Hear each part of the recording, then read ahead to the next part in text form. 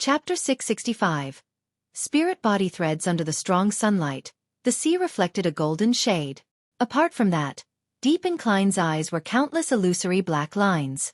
They extended from the nearby mermaids, from his body, and from the different parts of the neighboring waters. They were packed densely in thin and numerous threads, corresponding to different spots. Some extended into the infinite distance, to the ends of the void. This strange, beautiful scene wasn't an unfamiliar sight to Klein. In the few times he used the all-black eyes powers and his usage of it to create the fake world, he had been able to see similar scenes. This was the source of a nimble right master's beyonder powers. From the knowledge he obtained from the potion, these illusory thin black threads were known as spirit body threads. By controlling them, one could directly influence the target's soul body, astral projection, body of heart and mind, and ether body. Then, with the ether body as a bridge, one could control the target's body. Therefore, all the beyonder powers of a nimble right master was built on the spirit body threads. Firstly, it could find a hidden target using the spirit body threads that existed in every creature. It was the best measure against a demoness invisibility and a shadow ascetics hiding in the shadows. Of course, Klein wasn't aware if there were means to hide one's spirit body threads. Secondly, it was to control a target like a puppet. It would make the target's thoughts and body stiffen. This was a type of forceful control and was almost indefensible. The only way of escaping this control was to rely on the potency of one's spirit body. It was almost no trouble for a Sequence 5 nimble right master to control anyone who wasn't a demigod. Thirdly, through the passage of time, the control would deepen. A nimble right master could completely turn the target into their nimble right. Up to a certain distance, they could hide behind the scenes and control the nimble right to do battle. While doing so, the nimble right could use all of its original beyonder powers. This is truly magical, terrifying, strange, and indescribable. It's the perfect thing for someone working behind the scenes. It's no wonder Rosago claimed that the control of spirit body threads is one of the most difficult abilities to deal with for anyone that isn't a high sequence beyonder. But it requires time. Control cannot be instantly achieved. It requires a process that deepens with each step until it's ultimately achieved. To obtain initial control, the present me needs 20 seconds. But with the digestion of the potion, the time needed will clearly decrease. Once my nimble right master potion completely digests, I might be able to do it within 5 seconds. Yes, before the effects show, the target wouldn't even notice it. Perhaps those with prophetic abilities might be able to detect it. Once initial control of the target has been achieved, they will immediately be slow to think. Their actions will be impeded and their bodies stiffened. Then bit by bit, they will develop into a puppet, a nimble right. If a nimble right master has a partner, this process will make it easy to finish off a target that has been forcibly controlled. Yes, if the enemy's spirit body isn't strong enough, a nimble right master will have the strength remaining to even draw a gun or use a mystical item to act in concert with himself.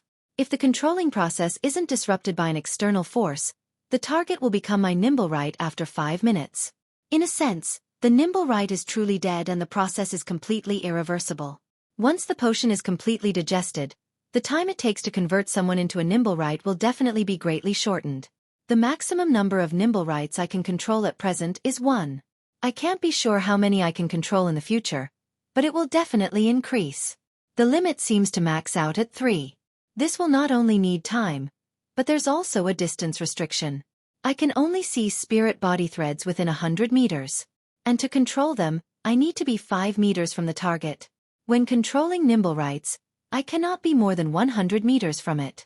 I'm sure it will increase in the future. Apart from keeping its beyonder powers, a nimble right can also normally use mystical items and sealed artifacts. Furthermore, it expends its own spirituality and not mine. Of course, my controlling of the nimble right will expend spirituality itself. This ability is very suited for me. In extremely dangerous situations, with me having no choice but to investigate, I can let the nimble right do it for me. Although it will be heartbreaking to lose it, it's better than having myself die. Back when nimble right master Rosago came to deal with me, he must have been engaged in another operation. This resulted in him losing his nimble right. Yes, he must have not fully digested the nimble right master potion. That's why he wasn't able to achieve initial control over me while waiting for me to open the door. He had to enter in order to converse with me. In short, this lives up to being a Sequence 5 beyonder power. Furthermore, the The Beyonder powers before this have also been enhanced by 50%, or even more. I'm really looking forward to knowing what kind of qualitative changes I'll experience when I reach Sequence 4 when possessing so many strange powers. Sigh, I don't even know what its name is. Klein ended the inspection of his body and reflected wistfully. He then used the experience of setting an activation and deactivation method for his spirit vision to give himself a restriction of seeing spirit body threads, so as to not see things he shouldn't see. Activating by tapping my left thumb twice on the first segment of my index finger. Repeating the action deactivates it. Same for the right hand. He reined in his thoughts and looked ahead, and he saw that the remaining mermaids had turned around and were looking at him with watery blue eyes. At the thought that he would have lost control and become a sealed artifact akin to 2-049 without their singing or this simple ritual, Klein gave them a friendly smile. Affected by the charm, the mermaids also moved their lips and showed a somewhat embarrassed smile. As their light purple or deep red lips parted, one by one, Klein saw their teeth, razor-sharp like wolf fangs. They were white and shiny and dripping from them was a sticky liquid. Klein was taken aback. He discovered that this was even more unacceptable for him than a real monster. He had originally mentally prepared himself and treated mermaids as creatures that swam in the sea. Therefore, no matter how crazy and terrifying they looked, he believed that he could tolerate it. However, the situation was somewhat beyond his expectations. Mermaids were clearly beautiful and alluring females on the surface. Their tails had a hetero sense of beauty, but their teeth were nasty and disgusting. This was a stark contrast that Klein couldn't take. He nearly moved his eyes away. Waving his hand, he quickly took out a charm from the sea god domain and created another gale of wind to push his dinghy back to the future. Along the way, Klein couldn't help but recollect the feelings he just had. So the mermaid singing is meant for neutralizing and balancing. Otherwise, most faceless are unable to resist the corrosion of their own spirit body threads by the nimble right master potion. They would directly lose control. Heh. Lucky ones like Calvetua aren't included. Perhaps, it's because of the lack of the ritual's help that it's relatively weaker. In theory, as long as there's a voice or Beyonder power with similar effects, they can be used to replace a mermaid singing. But people who haven't personally experienced it themselves wouldn't be able to tell the minute differences. Therefore, high-sequence Beyonders who aren't from the seer pathway will find it difficult to provide any effective suggestions. Amidst his thoughts, the dinghy returned to the future. With a rope, Klein easily returned to the deck. Anderson Hood stood by the shipboard and chuckled. So your search of mermaids was a requirement of a ritual, and not because you wished to obtain the corresponding ingredients. That's obvious, Klein succinctly replied. Anderson shrugged and said, no, it's not. A normal person will guess that mermaids are the ingredients you need, as this doesn't match the rituals needed by a Sequence 4. But who knew that adventurer Gammon Sparrow, who was at the level of a pirate admiral, was only a Sequence 6? What do you mean, only? Klein resisted the urge of controlling Anderson's spirit body threads. Ignoring the strongest hunter who automatically had a provocative halo, he entered the cabin and returned to his room. Just as he approached the captain's cabin, he heard a creak as the door before him opened. Katlia didn't wear her heavy glasses. She looked at Gammon Sparrow as the dark purple hue in her eyes swirled. Congratulations on your advancement. Previously in the dream, did I say something? You know what you said, Klein replied with a deadpan expression. Katlia fell silent for 2 seconds before saying, you questioned me about my relationship with Queen Mystic? As she spoke, she couldn't help but look around. She guessed that Queen Mystic might be on the future because of my rather sudden question? I really have to be careful when conversing with a smart person. Klein nodded, walked past her and returned to his room, leaving the corridor in silence. Only when he opened the door and took a step inside did he hear Katlia's voice sound out from the captain's cabin. It reverberated through the entire ship. Set sail for the return voyage. Inside the room, Klein waited a few minutes before re-entering the bathroom. He set up the ritual again and threw creeping hunger, which was turning more irascible due to the lack of food, above the gray fog. After doing this, he wasn't in a rush to leave. He summoned the distorted iron-black tinder and made it land before him. After studying it for a moment, Klein placed tinder inside the iron cigar case and threw it into the junk pile.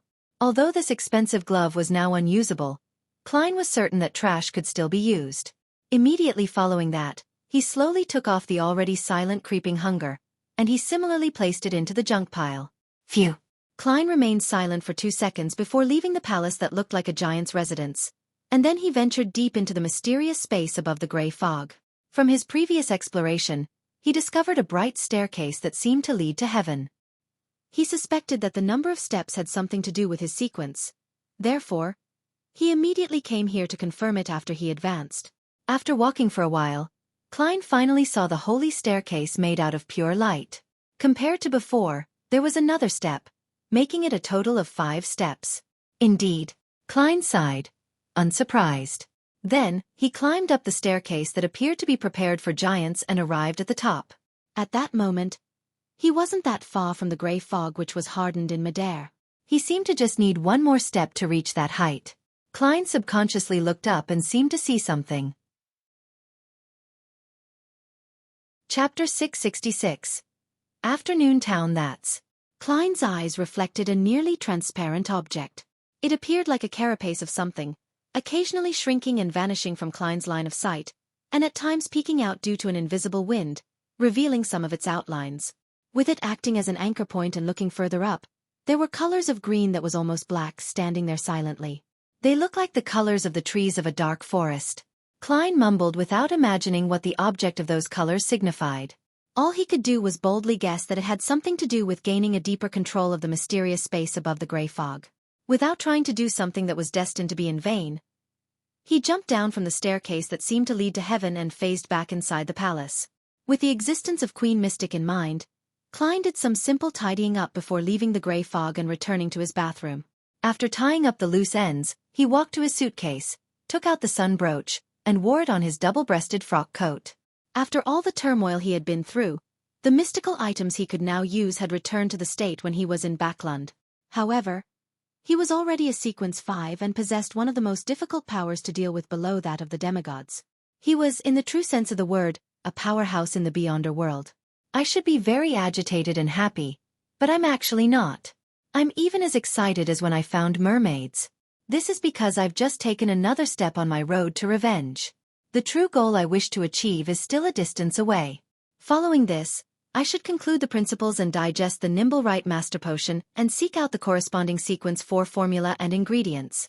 Yes, I can only do all of these things after leaving these waters.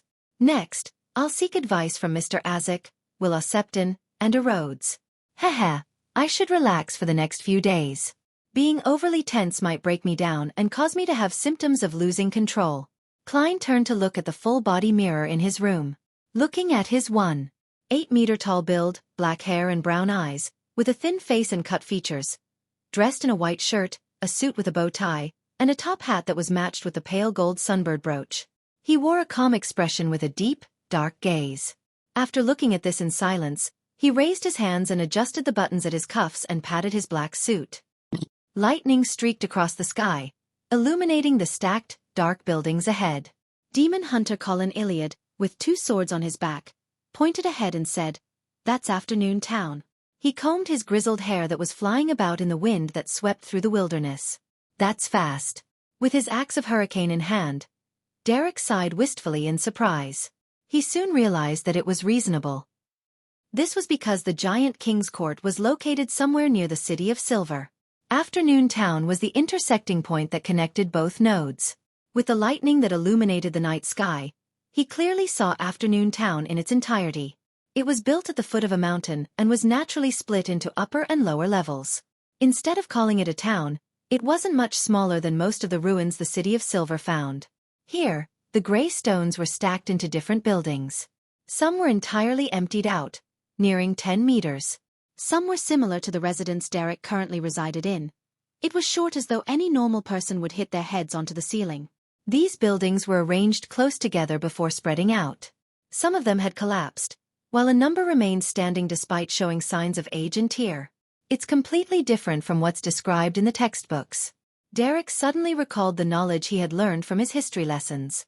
According to the City of Silver's records, Afternoon Town was the door that separated reality from myth. It was a place where humans and giants lived together. There was day and night here, but most of the day was in a nooned state. Regardless of the fog, storms or snow, none of them were able to blot out the strong sunlight. But at this moment, it was dark and heavy. Even if the area was illuminated by light, It lacked a sense of brightness and there was no signs of life. Clenching his axe tightly, Derek, whose eyes had two miniature suns, was on the flanks of the exploration team. He followed Chief Cullen into Afternoon Town. This area had been cleared once on the first exploration. The streets were covered with signs of rotting flesh and dry pus. It was completely silent. Be careful. There are many strange monsters lurking in the darkness. Colin Iliad, with his scarred face, didn't let down his guard. He drew one of his dual swords as the silver light on his sword converged. This is the mythical door? When the creator abandoned this piece of land, even the myths were abandoned. Derek couldn't help but imagine what Afternoon Town had experienced during the cataclysm. He instinctively felt that it was probably different from the Kingdom of Silver. Before he could carefully observe his surroundings in search of possible clues, he suddenly heard a teammate on the other flank anxiously cry out, "There's something." Derek turned his head and saw a transparent face growing out of the wall of a 10-meter-tall stone building. The face was filled with countless cracks. With great regularity, they spiraled around the center, forming a single eye or mouth that resembled a vortex. The hurricane within the vortex was corporeal as it spewed out with a howl. The dawn-like light from within was dense, as though they were arrows of light. Bam, bam, bam. They struck a few members of the exploration team, but they seemed to strike thick city walls. All they produced was dull and closely spaced-out thuds before disappearing into the dark environment. At some point in time, City of Silver Chief, Colin Iliad, was genuflecting. He stabbed the silver sword in his hand into the rotting grey ground. He had provided the front row with the strongest protection. At the same time, the other members of the exploration team methodically unleashed their attacks. Hurricanes of light and scarlet fireballs struck the monster. Right on the heels of that, the holy light that Derek summoned had landed on the vortex that resembled a single eye. Amidst the explosive boom, the boulder, which was originally covered in cracks, collapsed. A transparent face screamed as it vaporized. Although the battle was simple, Derek didn't feel happy at all. He had heard Mr. Hanged Man and Miss Justice discuss cases of Bystander fights. Matching it with the experience the City of Silver had accumulated from resisting all kinds of monsters from the darkness, he worriedly discovered that the City of Silver had a limited number of pathways. Those who were not demigods lacked effective means of control, and the situation from before proved this point. Thankfully, there are sealed artifacts that are formed when monsters die to make up for this. Derek silently thought as he heard the chief instruct, "Move according to plan. 3 to 4 people a group. Search and clear the different areas." "Yes, Chief." The exploration team members were mostly rich in experience. They soon formed their groups. Derek's group consisted of 3 people. Apart from him, there was Joshua and Hyam who had been to the abandoned temple with him before. The former was a Sequence 7 weapon master, and he had a mystical glove that could control fire. The latter was a recently advanced Sequence 6 Dawn Paladin. He was tall and reached a height of 2.3 meters. The City of Silver, which had warriors, also known as the Giant Pathway, as the main force, had an average height of 1.8 meters. Even if the Bystander characteristics were inherited, the normal genes that were modified had accumulated with each generation. Although Derek wasn't old, he was nearly 1.8 meters tall and still had room to grow.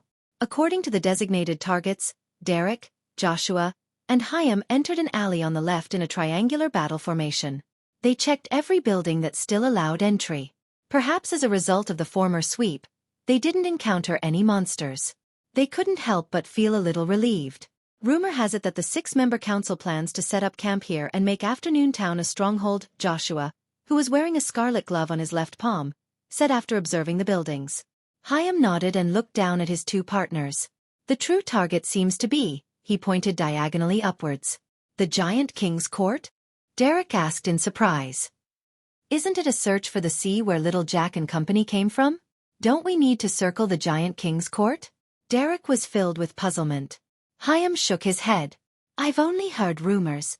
He swept his gaze and pointed at the entrance to the underground chamber. "Let's finish our search here," Derek answered tersely.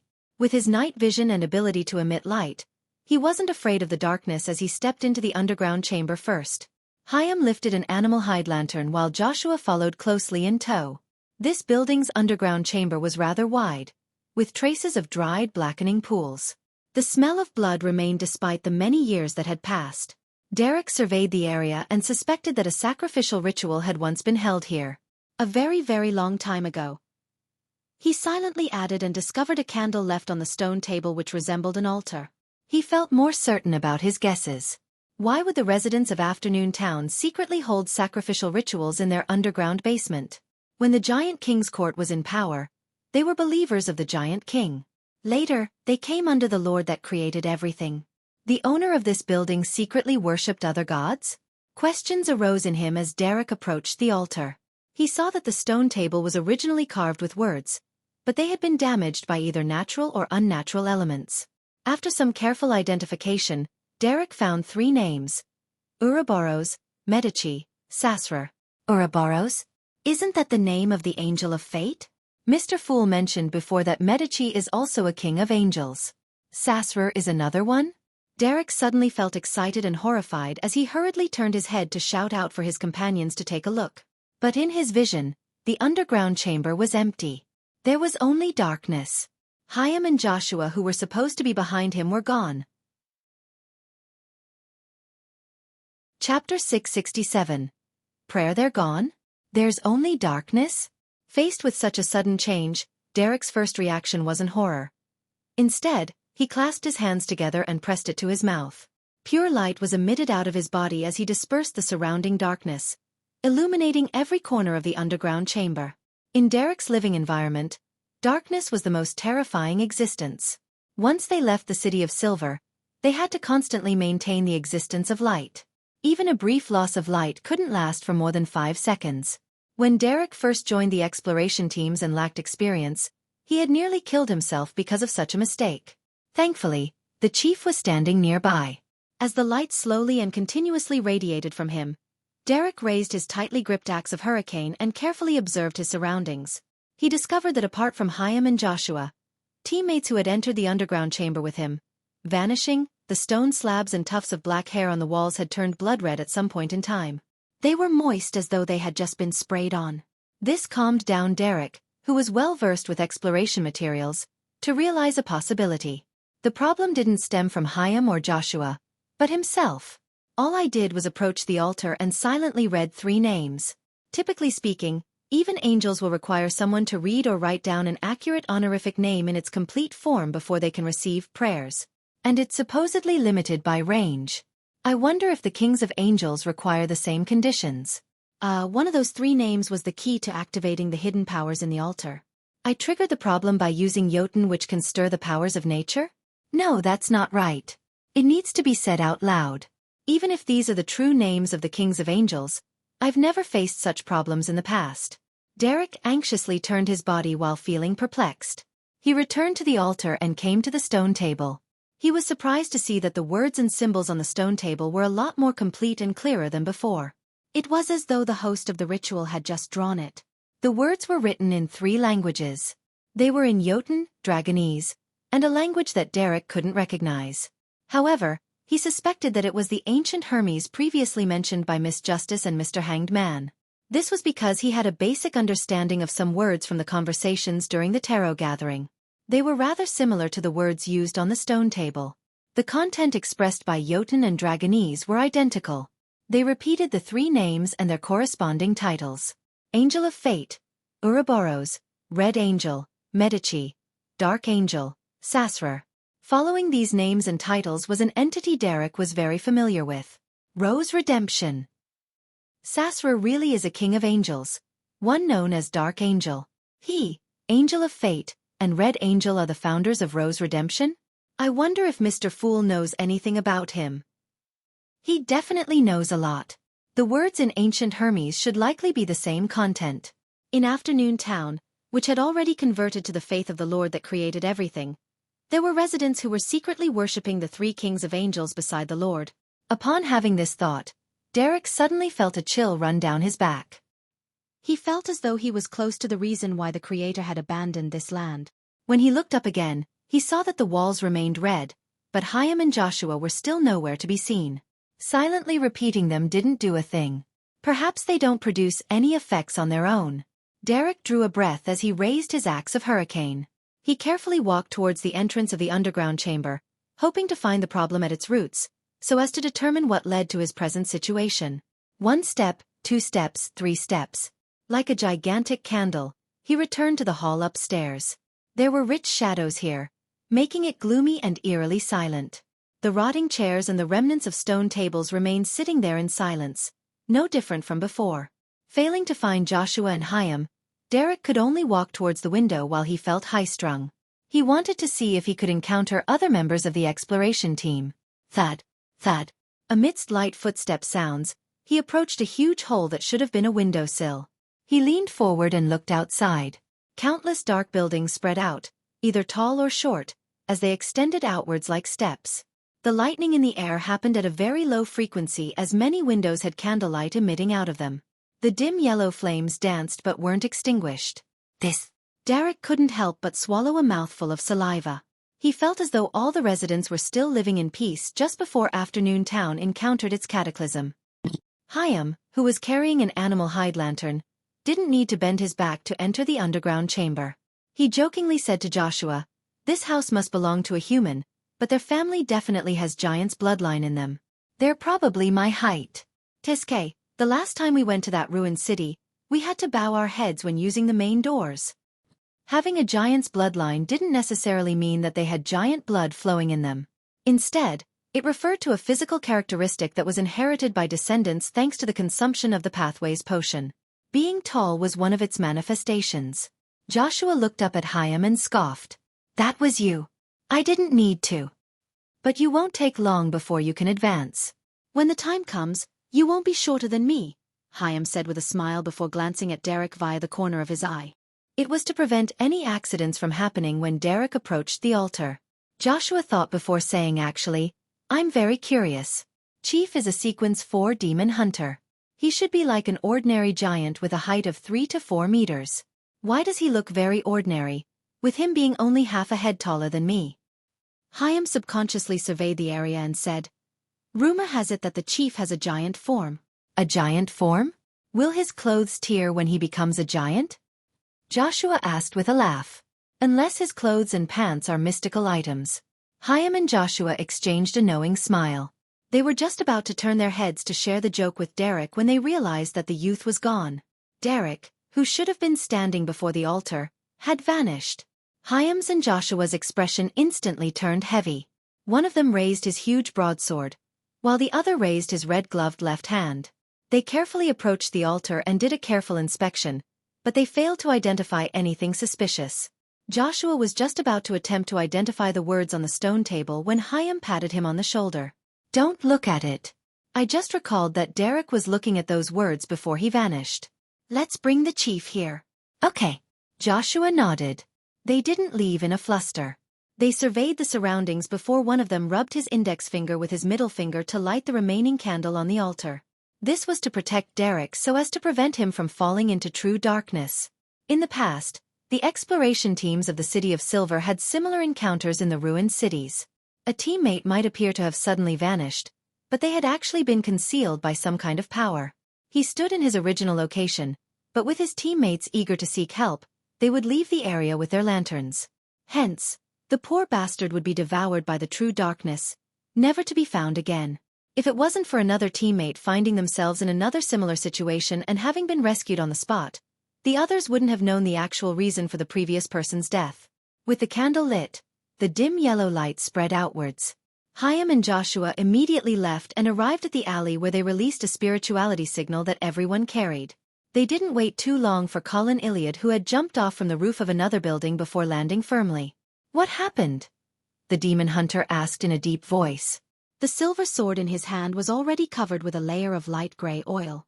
Hyam immediately recounted what had happened. Finally, he said, "We didn't discover the reason for Derek's disappearance." "Derek." Colin nodded in thought, walked past them, and headed straight into the corresponding building. Despite the candles alight outside and the warm yellow color, Derek felt as though he had fallen into a frozen abyss. A chill at the bottom of his heart kept spreading. He clenched the axe of Hurricane with his right hand and retracted his gaze from the town. He turned to return to the underground chamber and stood in front of the altar again. He had already determined that he was the one with the problem. However, he didn't have the urge to explore the strange afternoon town. He didn't even dare open the door. Derek wasn't nervous, nor did he show any obvious signs of flusterness. This was because he didn't believe that he had encountered something severe. As long as it's not an immediate threat, it's nothing severe. Derek took a silent breath, bowed his head, and reverently whispered, "The fool that doesn't belong to this era. The mysterious ruler above the gray fog. The king of yellow and black who wields good luck." Klein, who had been admiring the scenery of the battlefield of the gods, had no choice but to enter the bathroom, set up the disruptive items, and take 4 steps counterclockwise to head above the gray fog. He sat at the high-backed chair at the end of the long bronze table. He stretched out his right hand and emanated his spirituality, touching the crimson star which represented Little Sunday. Suddenly, the prayers turned abnormally clear as the corresponding scene appeared before Klein's eyes. He first saw the still hazy little sun, before discovering that the environment around him was abnormal. Swirling around the sun was an unspeakable darkness, and in the darkness there were eyes of different shapes silently watching him. The eyes were densely packed and hidden in the darkness. They were like unwelcomed observers which Little Sun hadn't noticed at all. Afternoon town, is that dangerous? Klein was very aware of what Dear Sun was up to lately. He thought for a moment and instinctively believed that the darkness was extremely strange and surreal. Therefore, he abandoned the option of using the sea god scepter to respond to Little Sunday. Instead, he switched to pulling him up above the gray fog. Klein extended his spirituality, but he felt as though the crimson star seemed to be in a quagmire, making it rather difficult for him to pull him over. Which king of angels has he crossed this time? With a thought, Klein made the mysterious space and the gray fog beneath him produce ripples. After advancing to sequence 5, he could stir some of the powers above the gray fog, without the use of the Black Emperor card and the corresponding rituals. Silently, Klein easily completed transporting Derek as his figure appeared on the high-backed chair belonging to him. Meanwhile, Klein saw the strange darkness swirling around Little Sun's body shatter. The demon hunter entered the underground chamber in high alert, followed closely by Chaim and Joshua. They saw that in front of the dim yellow candlelight, Derek Berg's figure was quickly outlined like a picture. Chapter 668. Confidence might also be a weakness above the gray fog, in the palace that was held up by stone columns. Derek quickly repeated his encounter to Mr. Fool. Dark Angel Sasrer. The names and titles of these kings of angels seem to have been washed away by the rivers of history. Almost no one knows of them. If it weren't for Little Sun discovering them in the forsaken land of the gods, or me directly encountering the ancient evil spirit suspected to be Red Angel himself, I might not even know a single king of angels.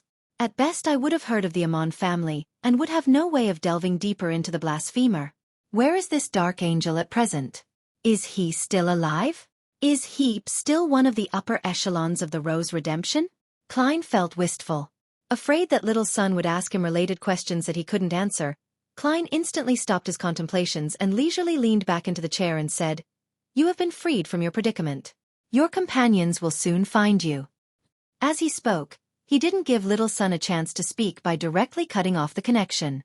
As for an explanation in the event that Little Sun was discovered to be abnormal, Klein disdained the thought of reminding him to fabricate an explanation. To mysteriously disappear and then appear again, wasn't it very normal that all sorts of strange scenarios accompanied it? At that moment, Derek was very grateful that Mr. Fool didn't ask him any further questions. This was because he was afraid that he would be exposed to the lethal darkness or hidden monsters once he escaped the alternate afternoon town. Therefore, he was eagerly hoping to regain control of his body as soon as possible, so as to prepare the necessary precautions. However, if Mr. Fool had really asked a question, he would still seriously and very patiently explain the corresponding situation.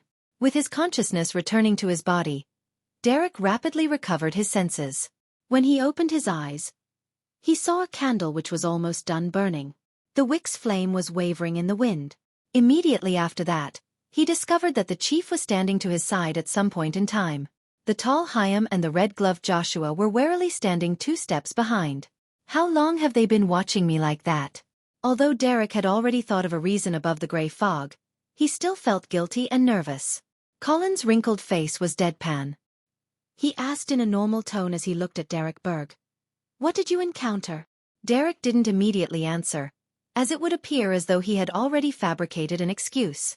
He used a trick taught by the hanged man. He deliberately paused for a few seconds, and as he recalled, he described while recalling the events in a rather staccato manner, I saw the altar after entering the underground chamber. I suspected that it was an altar and tried to identify the remnant words and symbols on it. I recognized 3 names. One of them was Angel of Fate Ouroboros. At this point, the light from the lantern extinguished. When I turned my head to look, Hyam and Joshua had vanished. I created a light source and walked out of the underground chamber and discovered that the outside was still afternoon town. However, many of the buildings had candles lit inside them as though humans were living in them. I didn't dare to leave the building, and I returned to the underground chamber. I attempted to do what I did again. Chief, in that afternoon town, the words on the altar were very complete. There were a total of 3 languages. One was Jotun, the other Dragonese, and another I didn't recognize. However, the first 2 languages expressed the same words. They were the names and titles of the 3 angels, as well as Ro's redemption. Later I found myself back here. What he said was the truth, and it was very complete. All he did was hide the details of how he returned. Derek didn't have any hopes of successfully lying to the chief. He planned on being confused when he was pressed, pushing the reasons onto the abnormality of his body that he didn't understand. This will definitely make the chief suspicious, but Mr. Hanged Man and Miss Justice from the Spectator Pathway all said that he wouldn't ask too many questions regarding such matters. By appearing abnormal, will he think more importantly of me? I will be viewed as a chess piece that can counterbalance Elder Lovia. The outside world sure is complicated. It was only recently that I fully understood their train of thought. Derek couldn't help but sigh inwardly. In a dire environment, the depletion of every ounce of strength would mean more danger for the City of Silver. It had very few instances in the past. And even if it happened, it was basically concentrated within the 6-member council. The first thing the other Beyonders learned in their patrols and adventuring was cooperation. Colin nodded gently, walked to the altar, and attempted what Derek described, but he didn't disappear as a result of this. He remained standing in his original spot. From the looks of it, the remnant powers have already completed their mission. The demon hunter muttered softly to himself. I didn't even need to fabricate an excuse, Derek thought, feeling somewhat embarrassed. Colin thought for a moment before turning his head to look at Derek. What are the corresponding titles of Medici and Sasrer? Red Angel and Dark Angel. Derek was honest. Colin nodded gently, seemingly in thought. In a small number of books, there is mention of a Red Angel, but with no actual name associated with it. As for Dark Angel Sasrer, he has completely been lost to history. Derek was just about to take the opportunity to ask about the other kings of angels when he suddenly noticed that the candle light in the underground chamber had dimmed, as though a shadow was surging in from outside. Let's leave this place for now, Demon Hunter Colin said cautiously, having sensed the same thing. With the axe of Hurricane in hand, Derek immediately approached Hyam and Joshua to form a battle formation with them. However, just as he took one step, he discovered that Hyam had retreated 2 meters to the side. Joshua had raised his left red-gloved hand. Both of them didn't hide their wariness as their eyes keenly observed him. Derek knew that this was a very normal reaction from them. This was because lessons regarding explorations had the corresponding teachings. Be observant and make less contact with companions who had just escaped a strange situation. And I haven't clearly explained how I escaped that strange afternoon town. Derek opened his mouth in a bid to explain, but he closed his mouth in silence again. He felt ashamed and aggrieved as he pursed his lips. Holding the axe of Hurricane, he turned and followed the chief, taking one step at a time before leaving the underground chamber. The quartet soon arrived at the entrance and was prepared to leave. To their surprise, they realized that the afternoon town with shadows cloaking its buildings had appeared to have darkened a little. Almost instantaneously, there was candlelight shining out from different windows from different buildings. The dim yellowish lights were either connected or disconnected, silent and heavy. Klein didn't stay too long above the gray fog. He quickly returned to the bathroom and put away the corresponding items. Let's hope that there wouldn't be any more incidents on Little Sun's side. It wouldn't be too good for me to repeatedly enter the bathroom. People in the know will realize that I'm hiding a secret, but those not in the know would definitely think that Gehrman Sparrow has a bladder problem. It would be a tarnish on my persona. Although I've already digested the faceless potion, Nimblewright Master Rosago went from one sequence to the next. The Beyonder characteristic he left behind obviously contains a set of the faceless potion. Using this Beyonder characteristic as a main ingredient is equivalent to me drinking an additional faceless, magician, clown, and seer potion, Or even more. Sigh, I should still try my best to abide by the various principles I previously concluded, so as to digest the excess portions. Klein made some clean water and washed his face before walking out of the bathroom. Just as he was wondering if it was almost time for dinner and was planning to take out his golden pocket watch to take a look, the scene before his eyes suddenly turned black. He could hardly see his fingers. It's night again. The intervals don't follow a pattern. If we encounter a monster and both sides are in an intense battle, what happens when the sky suddenly turns dark? Monsters are also creatures, so they need to sleep as well. Otherwise, there's a high chance that they will disappear into the night. Heh, both parties in combat have to lie down and sleep, only to continue when they wake up. Is this really a story that can pass the censors? Klein, who had relaxed after successfully advancing, lampooned as he quickly walked to his bed. Just as he got in bed, he suddenly thought of a problem. The night here is very dangerous. If living creatures do not sleep, they will vanish completely. The darkness of the forsaken land of the gods, including the city of silver, is similarly dangerous. If there's no light to disperse the darkness, humans would completely vanish if the darkness exceeds 5 seconds. It's really similar. Could there really be some connection here? Klein shook his head and with cogitation, entered a dream. Amidst the dream, he realized that he had switched locations again once he became lucid. The last time he left the dream, he was on the boulder where Admiral of Stars Katlia was sitting as she hugged her knees. This time, he was facing a staircase. The light of the sunset shined through the colored glass panes high above, making the black spiraling staircase adorned with sculptures look exceedingly beautiful. Klein instinctively looked to the side and found Queen Mystic standing high up the staircase. This long chestnut-haired lady wasn't wearing her dress with open hems. Her top was a white shirt with lace and flowery bands, matched with a simple dark blue coat. Her lower half was still the beige-colored trousers with black leather boots. However, Klein believed that Queen Mystic probably had an entire wardrobe, or even a room full of trousers and leather boots of the same style. What's the matter?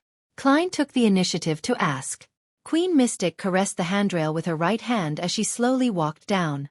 Confidence might be a weakness at times. You trust that copper whistle and paper crane of yours too much. Perhaps one day, it will be the source of danger. Klein felt a little uneasy at that, but he didn't show it.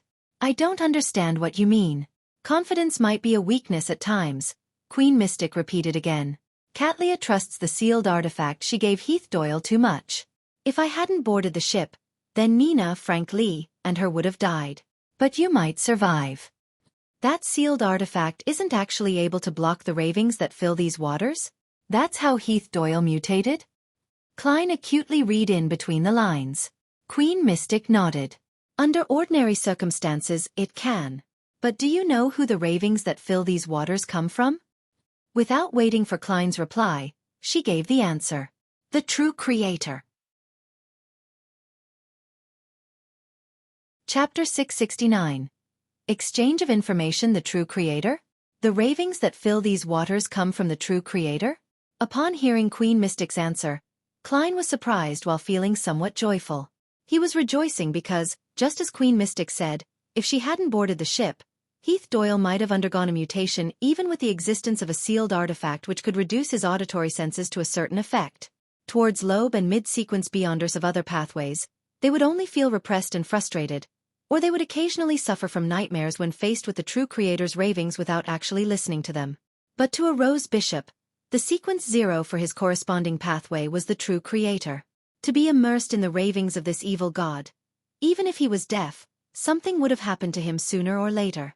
Once Heath Doyle went mad or lost control, together with the uniqueness of these waters, it was truly difficult for the rest of the people on board the ship to be safe. However, Klein believed that as long as he could survive the sudden attack, he would have the chance to pray to the Fool and use the sea god's scepter above the gray fog to provide a response to resolve the problem. He was surprised that the owner of the ravings was in complete contradiction with his theory. He originally imagined that these waters were the battlefield between the ancient gods and the creator worshipped by the City of Silver during the Second Epoch. He suspected that the subsidiary gods, who were also the corresponding angels, had participated in it as well. To his surprise, this appeared to be wrong from the beginning. This was because the true creator had apparently first appeared after the Third Epoch's cataclysm. I cannot rule out the possibility that the ravings were later left behind. Klein didn't blindly make a conclusion. He watched as Queen Mystic walked past him as she caressed the sculptures on the handrail and slowly walked down. The lady's back was tall, neither fat nor thin. Her figure was extremely proportioned, and her long chestnut hair simply cascaded down. This made Klein feel a sense of familiarity. After recalling the matters involving Queen Mystic, he finally recalled the source of the familiarity. Back when he was searching for the cards of blasphemy at the Roselle Memorial Exhibition, he had seen a similar back. Back then, the figure dressed somewhat oddly. Despite wearing a yellow layered dress which had the vibes of a young girl, she wore a black, out-of-fashion bonnet. She was likely Queen Mystic. She had also visited the Roselle Memorial Exhibition ahead of time.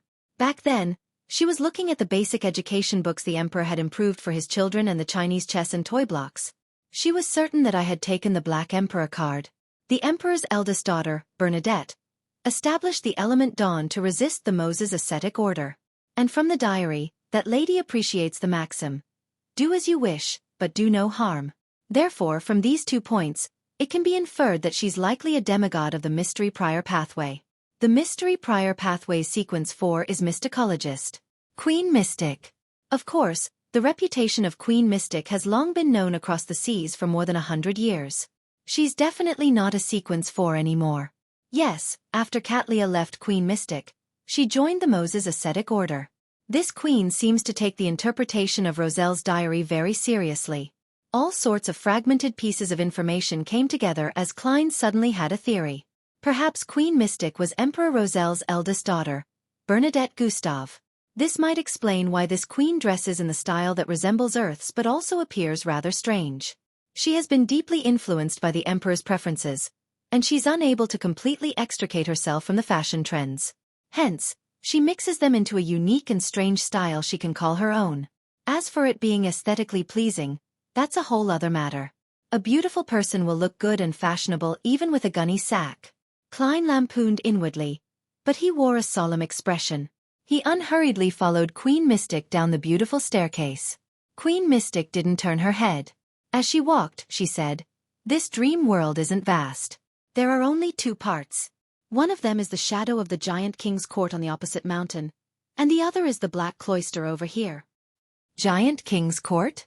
The majestic building complex that seemed frozen in the sunset surfaced in Klein's mind. This is actually the shadow of the Giant King's Court. And Little Sun and company happened to be at the entrance of the Giant King's Court, Afternoon Town.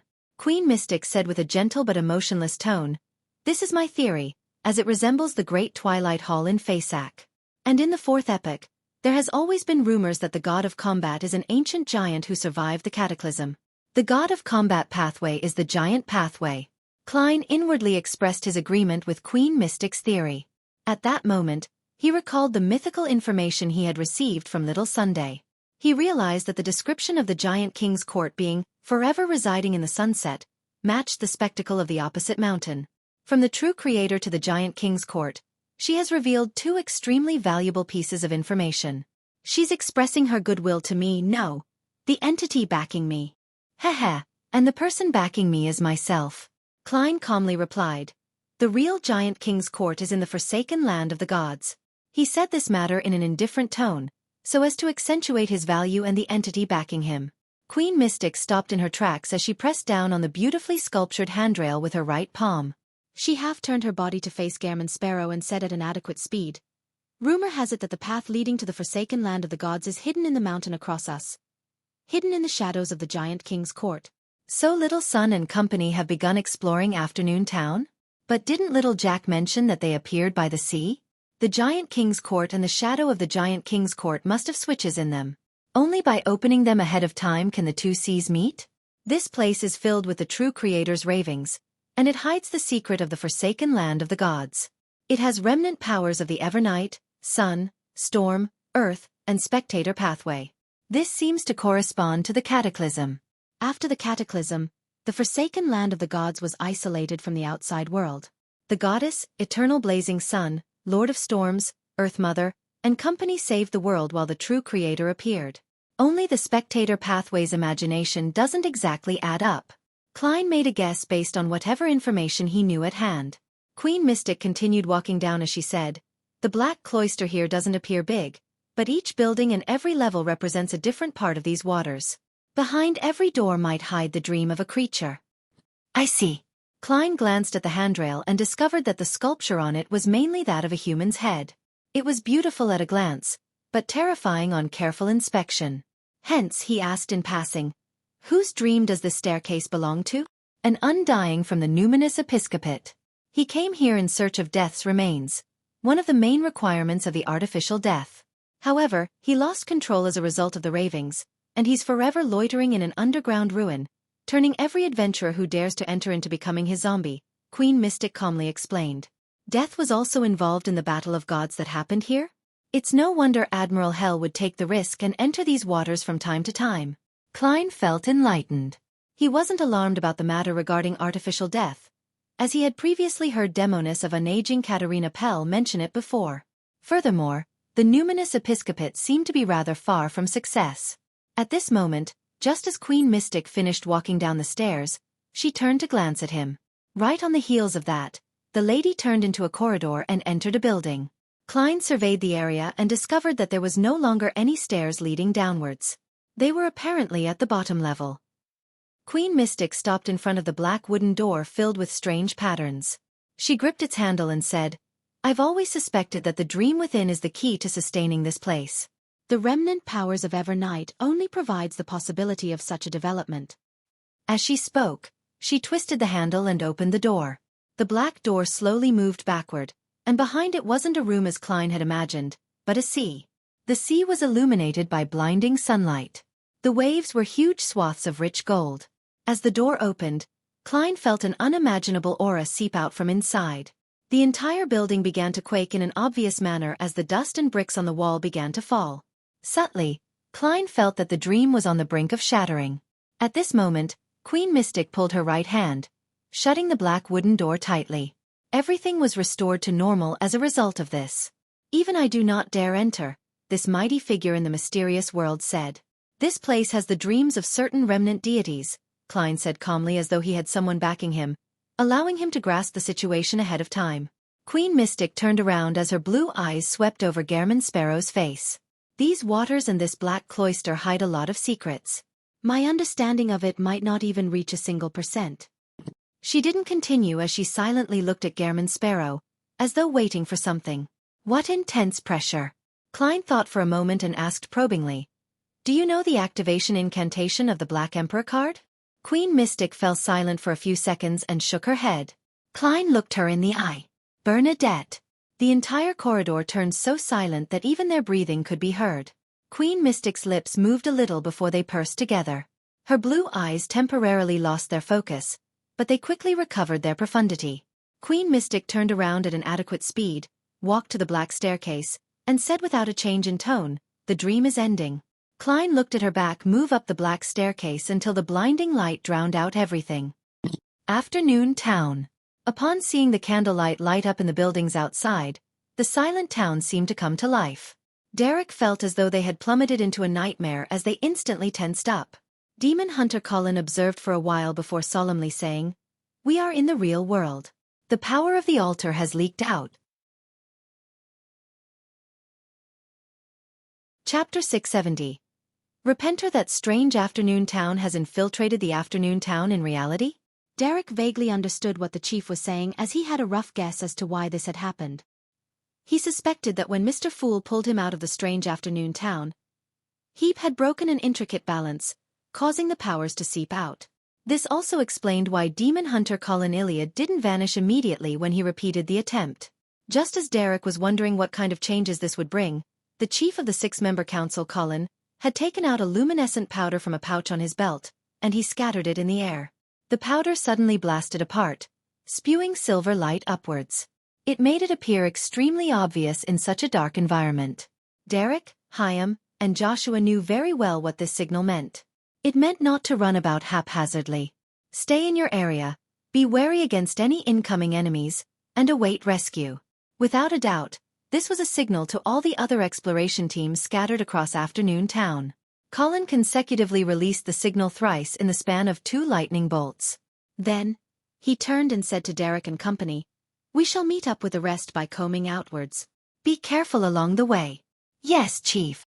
Derek had already forgotten the grievance from before, only wishing that he could help his partners as soon as possible. Following Colin's instructions, he took the left flank of the small team. On the other side was the red-gloved Joshua, who held an iron-black sword. Lining the back was the relatively stronger Dawn Paladin, Hyam. And right in front was the Dawn Paladin, who was about 3 steps away. As lightning flashed at relatively fast intervals, the gloomy afternoon town would go from being bright to darkness. The candlelight from each window showed a wavering flame that burned in silence and calmness. Derek was no longer the fledgling he once was. Although he was nervous, his palm didn't sweat while holding the axe of Hurricane. He skillfully moved his gaze around, wary against any monster that might leap out from the buildings on both sides. After a flash of lightning, the world was thrown back into darkness. The bits of candlelight in afternoon town seemed to await travelers that needed lodging. As for the animal hide lantern in Hyam's hand, its light scattered outward, but it failed to produce much light in a radius around him.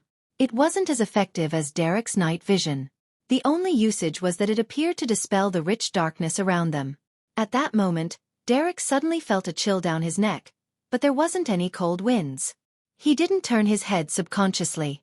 Instead, he took one step diagonally, half-turned his body, and glanced through the corner of his eye. He saw the nearly 2-3-meter-tall Hyam looking at him with a gloomy expression. He cleaved down with a broadsword in his hand. Bang! Derek somersaulted to dodge the strike as he seemed to still hear the echoing sound of the intense wind.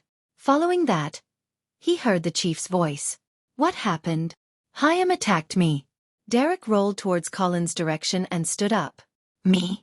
Hyam held the animal hide lantern in one hand and his broadsword in the other, asking with a look of puzzlement. Colin glanced at Derek. I didn't discover any abnormality on his part. As he spoke, the demon hunter's eyes produced 2 dark green symbols. He surveyed the area and said, "The attacker transformed its appearance to Hyam's?" Before he finished his sentence, the silver sword that was clenched tightly in his right hand stabbed backward. Oof! Amidst the dull clashing sounds, a figure appeared in the dark environment. He had grizzled and disheveled hair, with deep wrinkles. He had weathered but profound blue eyes, and he held a silver sword with light gray oil slathered over it, looking identical to demon hunter Colin. The only difference was his gloomy expression and dark skin. Bam! Bam! Bam! 2 silver swords clashed in midair, sending sparks flying. Meanwhile, Colin Iliad shouted with a deep voice, "Light! Light!" Derek instinctively raised his hands and pressed them to his mouth and nose. At that instant, he discovered 3 figures dashing out from the surrounding darkness. One of them was the tall and muscular Hyam, another the red-gloved Joshua, and the last one was a tall person with a childlike appearance, Derek himself. Derek wasn't thrown into a fluster. He acted in accordance with the chief's instructions and released lustrous brilliance from his body. The 3 figures seemed horrified of this as they raised their palms to cover their faces while attempting to escape to the sides. However, their speeds were in no way comparable to the speed of light. The lustrous brilliances illuminated the surroundings, enveloping the 3 figures within. They opened their mouths and let out silent screams, but they soon dimmed and vanished. As the light surged outwards, the 2 demon hunters were consumed by the light. The actions of one of them immediately turned stiff and was impeded before losing its color and turning completely black. Oof! The silver sword with light grayish oil slathered on it penetrated the monster, but it seemed to stab into air, failing to cause any actual damage. At this moment, the black monster suddenly immolated itself, cracking into distorted shadows as they corroded the light and flames, inch by inch. Colin retracted his silver sword and turned his head to Derek and company. The monsters this time are our shadows. Their weakness is the brightness of light. As he spoke, the chief's body produced a bright and holy light of dawn, illuminating the entire street as though it was day. This was a beyonder power a Dawn Paladin would receive from the warrior pathway. The reason why he didn't use it from the beginning was because the effects were obvious, and he had no idea what kind of accident it might bring. Now, he was already aware of the weaknesses of these monsters in Afternoon Town. The light of dawn produced by the chief was like a domain. Hyam gave up his plans on using a similar beyonder power. He continued holding up his animal hide lantern, and he followed behind Colin Iliad with Derek and Joshua as they turned into another street. Before long, the quartet arrived at a half-collapsed cathedral. The cathedral originally had a tower, and its entirety was made up of classical stone columns and masonry. They were heavy and dark. Passing through the door that even a giant would find wide, Derek followed the chief and came to the prayer hall. They saw the deity's statue destroyed, but the candle on the altar had been lit by some unknown entity. In front of the altar, a figure donning a Spartan white robe was prostrated there, praying so softly that no one could hear him. "He's not one of us." Hyam, who also had night vision, was the first to discover the abnormality thanks to his height. "This means that it's not a monster that was transformed from our teammates' shadows." Derek helped Hyam express the context between the lines inwardly. This meant an unknown, and an unknown often represented extreme danger. There should have been an exploration team here. Colin converged the range of his light of dawn to prevent himself from provoking the white-robed figure. Hyam, Joshua, and Derek suddenly fell silent. Under such a situation, the absence of the exploration team's immediate appearance basically meant an undesirable outcome. Their minds raced as two men dressed in tight black clothes walked out from the right side of the hall. They were the two members of the exploration team at the cathedral. "Chief, those shadows. Those shadows are problematic." Leroya was swallowed by his own shadow. One of the teammates swiftly made his way to Colin, and immediately said in agitation and fear, "Has someone already been sacrificed?" While Derek's heart sank, he saw the light of dawn expand, enveloping the two teammates within. The two of them suddenly wore ferocious expressions as their bodies rapidly darkened. Just 2 seconds later, they completely vanished like shadows that had been illuminated. Smack! Smack! Smack! White bones and globs of bloody flesh fell from their bodies, smashing to the ground. Light slowly effused out of these mangled carcasses. Colin retracted his gaze as he said, without an expression, "Go to the side of the ecclesiastic and hear what it's reciting." Derek and company nodded in silence as they set off towards the collapsed statue. About 10 steps later, they discerned the white-robed figure's appearance from diagonally across. He was a crying middle-aged man with deep features. This ecclesiastic's face was nearly plastered to the ground as he muttered to himself, "Omnipotent Lord, I repent." Tempted Sasra. The kings often came to the palace belonging to the Dusk to conspire. It was unknown when the people in this town changed. They set up secret altars and held strange rituals, doing things you forbade. It was already too late by the time I discovered all of this. Degeneration, bloodshed, darkness, rot, murders, corruption, and shadows had already drowned this piece of land. "A huge calamity will begin here." These words kept repeating like a prophet describing the inevitable future with a heavy voice. A huge calamity would begin here? The abandonment from the Lord that created everything of this land. Is this where it began? Also, who tempted Dark Angel Sasra? This ecclesiastic should have stated who. It's because after he said the words "I repent," there should have been a name, but it was blank. He had originally said it, but the name vanished by itself? Who wiped it away? This ecclesiastic should have been from that strange afternoon town. After the balance was broken, he appeared here. Otherwise, he should have been discovered on the previous exploration. Many thoughts flashed through his mind in a short span of time. At that moment, he saw the chief take a stride, walking to the side of the ecclesiastic in white. Klein woke up from his dream as the midday sunlight shone at his eyes from outside the window. He rolled out of bed, and he unhurriedly arrived at the pirates' dining hall. When Frank Lee saw his arrival, he immediately waved at him. "Gehrman, I discovered something new." "Fuck, what now?" Klein immediately felt his heart in his mouth. "A new invention of yours?" "No, it isn't." Frank shook his head in excitement. "I was planning on studying the fish in these waters. They will likely be able to dream. Just as I tried fishing, I ended up getting this strange item." Chapter 671. The fourth name strange item? Klein instantly felt a headache, but he asked with an unperturbed expression, "What is it?" "Fish with human fingers growing in them." Without waiting for Gehrman Sparrow's reply, Frank ran into the dining hall. Before long, he ran back and held a strange bluish-black fish in his hand. The fish was of normal length. In the space where its eyes were, it had a face resembling a human. Its belly had been dissected, and 3 bloody fingers could be seen stuffed inside. It wasn't inserted by me. It was originally like that. Look at its teeth. It's very unlikely that it will eat something like that, so it can only be the case of the fingers producing themselves. Of course, I'm currently unable to determine what the fingers will do to its body, Frank hurriedly explained his judgment. Klein glanced at the fish and said after some deliberation, "It might also be stuffed inside by someone." "Makes sense. Then it's not the most unique fish." Frank was stunned for a second as he appeared somewhat disappointed. "Fingers are considered flesh and blood. I'll ask Heath. He's an expert on such matters." As he spoke, he surveyed the area and found Heath Doyle, who was huddled in a corner eating. Frank quickly went over and placed the bluish-black fish before Bloodless. Heath Doyle extended his hands and pressed his face to the fish. Upon seeing this scene, Frank had a baffling feeling that something was amiss. He soon reacted and laughed. "No, this isn't food for you. You've been eating fish all this time to the point that even your body smells of fish. What I meant was to ask if you know the fingers inside the fish's stomach. Can you find its original owner?" Heath Doyle stopped his leaning actions and carefully studied it for a few seconds. They belonged to a Rose Bishop's, at least a Rose Bishop's. He took out the 3 bloody fingers and stacked them together. After a brief moment, the fingers melted like wax, turning into a puddle of sticky flesh and blood. The flesh and blood squirmed as they drew a word in blood red.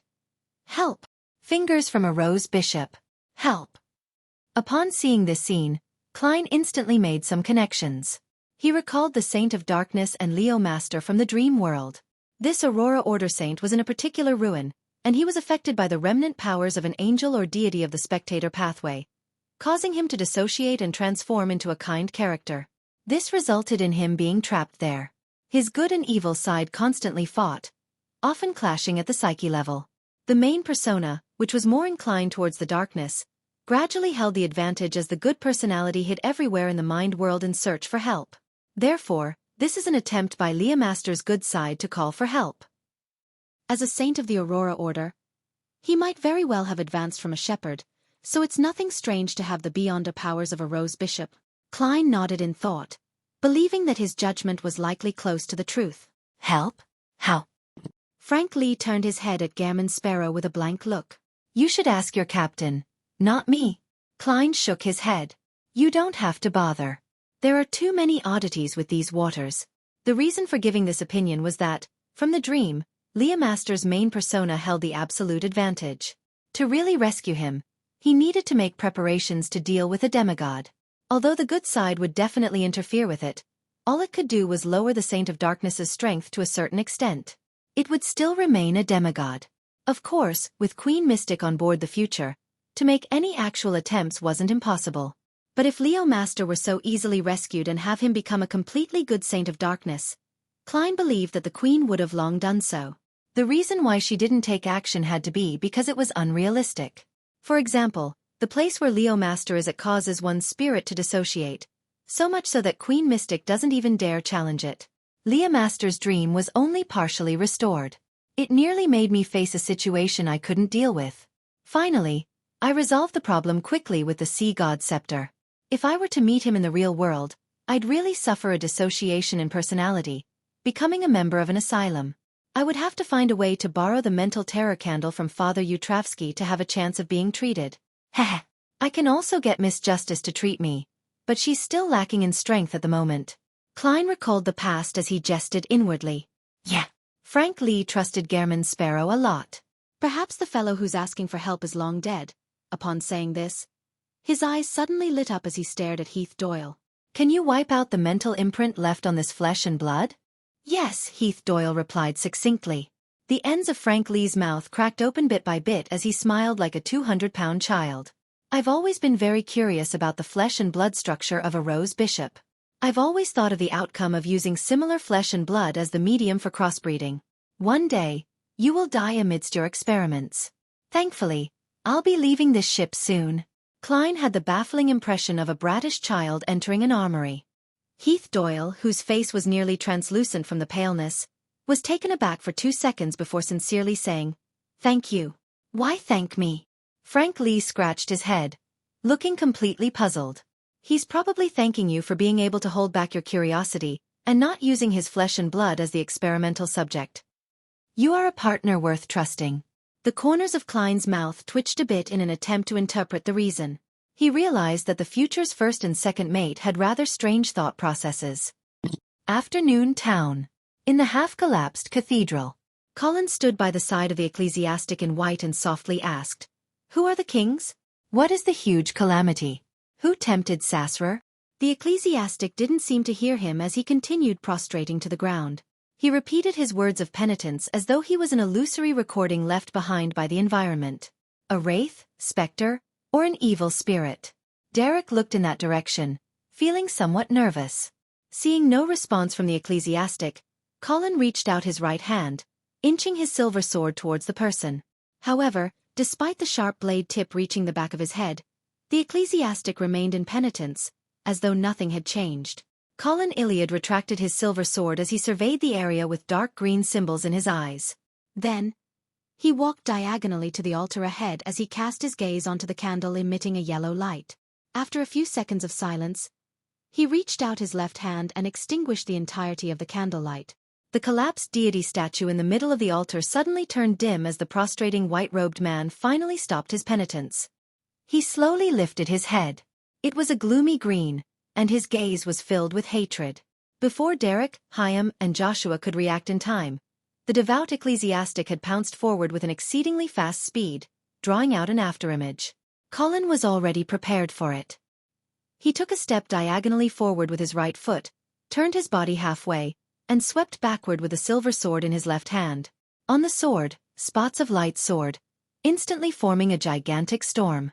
The storm that was formed purely out of light swept the surroundings, leaving the ecclesiastic frozen in midair before he was completely devoured. The storm quickly came to an end as Colin looked at the ecclesiastic whose body had been infused with the light of dawn. Then, he repeated his previous questions again. Who are the kings? What is the huge calamity? Who tempted Sasra? The ecclesiastic, whose figure was already very indistinct, replied in a dazed manner. The kings are Sasra, Ouroboros, Medici. Just as he was about to say the fourth name, a transparent flame tore through him from the inside. The flame instantly engulfed him, burning him into a spreading black gas. So the kings refer to the kings of angels. What's the fourth name? Why did he self-destruct just as he was about to say it? Is it the one who tempted Sasra, or someone else? Derek was filled with questions. As the ecclesiastic died, the streets outside and the entirety of Afternoon Town suddenly produced roars that sounded like wild beasts. Derek subconsciously looked out the window and saw a gigantic face. The glass where it was originally plastered to had grown a single unique eye. On its face was short and dense black hair. Tap, tap, tap. Another similar monster rushed out from inside the cathedral. It had the build of an ordinary human and 2 eyes, but the surface of its body was similarly covered with short black hair that resembled a beast's. A degenerate town that has been completely corrupted. Colin sighed as he faced one of the monsters. Derek, Hyam, and Joshua also took up battle positions in a bid to fend off the remaining monster. The future continued cruising in peace before encountering a brief night once more. After Klein entered the dream world, he found himself back in his original position, by Admiral of Stars Catlia's side. He was just about to look at the shadow of the giant king's court on the opposite side of the mountain to seek out more possible clues when he suddenly heard Catlia ask heavily while hugging her knees. Have you met her? Klein acknowledged tersely without hiding the truth. Catlia pursed her lips and asked, She's on the ship? Yes. Klein turned his head and looked at Admiral of Stars as he said in passing, You have very deep feelings for her. Catlia's expression wasn't as lost and dazed as before. Biting her lips, she said in a self-deprecating manner, That's right. I was by her side before I was 3. Heh. That's what they say, but I no longer have any actual memories of that. She taught me, and she held me by the hand as we adventured. She watched me grow up. To me, she's my captain and my teacher, as well as my mother. As Catlia spoke, she suddenly fell silent. Chapter 672. Bystander. Upon glancing at the silent Catlia, Klein suddenly felt a little awkward. He didn't speak again as he turned and jumped off the boulder. He walked into the black cloister through the half-open door. In the square surrounded by a gloomy tower and the buildings, there were remnant fires from a war. Gigantic arrows were embedded in the ground, with the end of their shafts softly wobbling from the wind.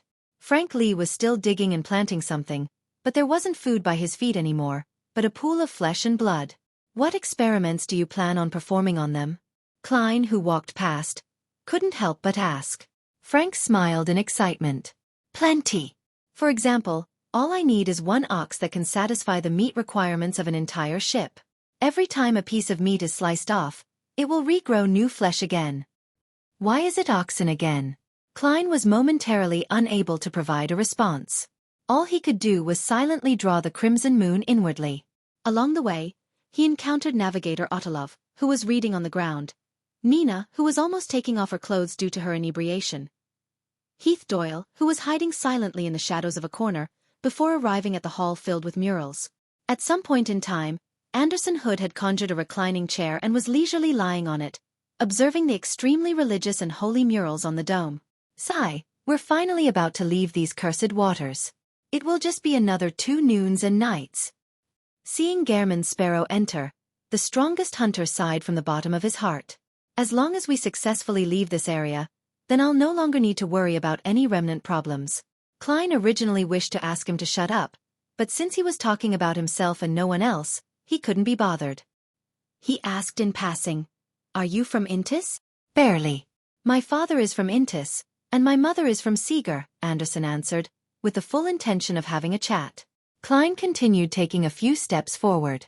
"Then, do you believe in the eternal blazing sun, god of steam and machinery, or the god of knowledge and wisdom?" Anderson's expression suddenly turned a little odd. "My faith was originally in the god of knowledge and wisdom, but their priests are too despicable.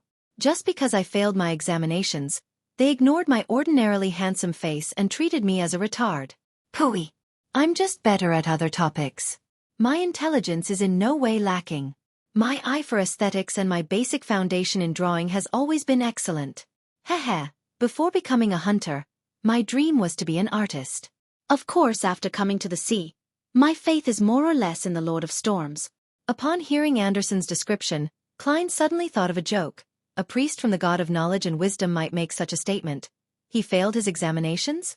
This child is hopeless. Just bury him.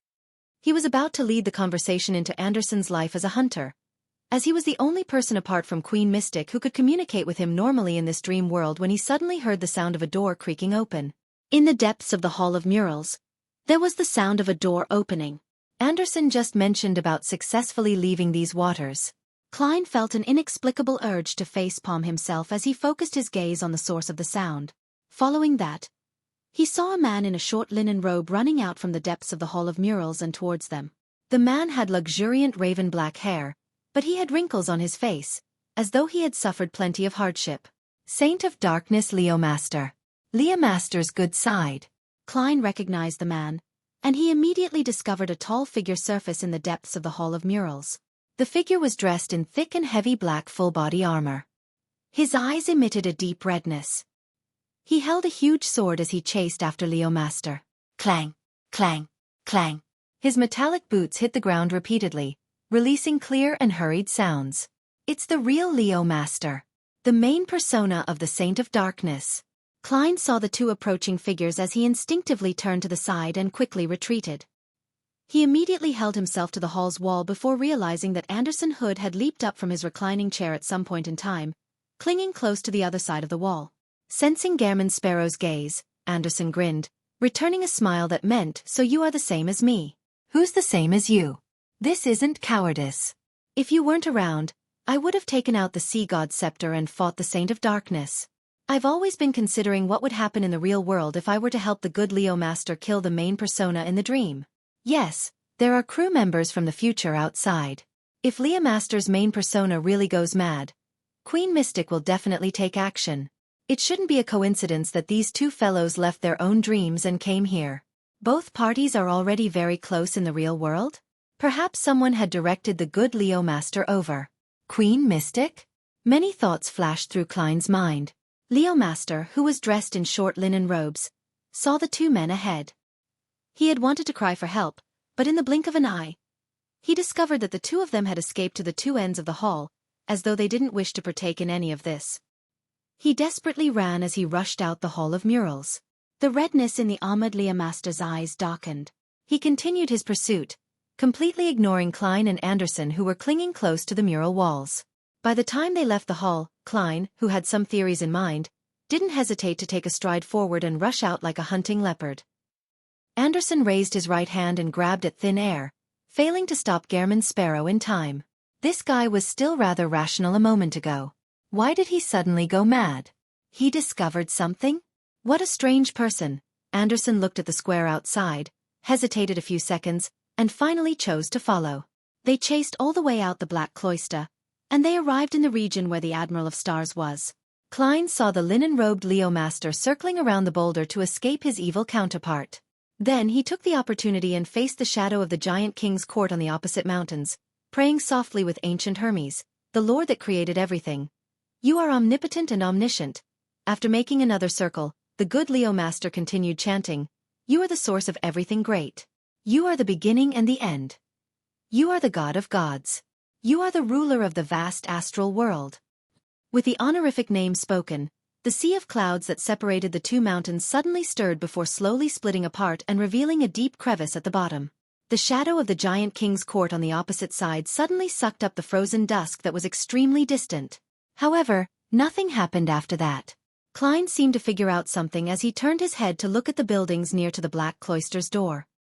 He saw that, behind a clean floor-to-ceiling window, the beautiful but distant Queen Mystic Bernadette was watching everything that was happening in silence. She was indeed the one who made the good Leo Master escape from his dream and arrive here. Since a listener from the Aurora Order was able to bring little Jack into the forsaken land of the gods, it doesn't make sense that the Saint of Darkness isn't able to do so. When there's no path ahead, and with him seeing the shadow of the giant king's court, Leo Master's split personality will definitely wish to escape into it. Hence, he demonstrated the way to enter the forsaken land of the gods to the person observing in secret. Klein retracted his gaze with great certainty. As for why Leo Master didn't succeed, he believed it was because he wasn't in the right location.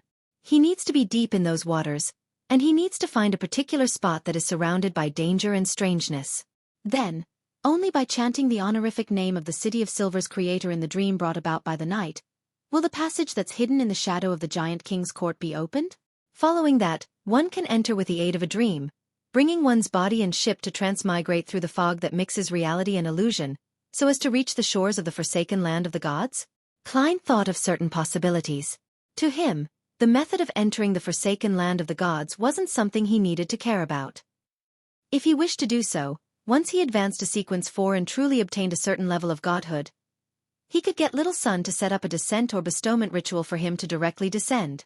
However, if he used this to reverse engineer the way to leave the forsaken land of the gods, it would be extremely useful. This was priceless for the City of Silver.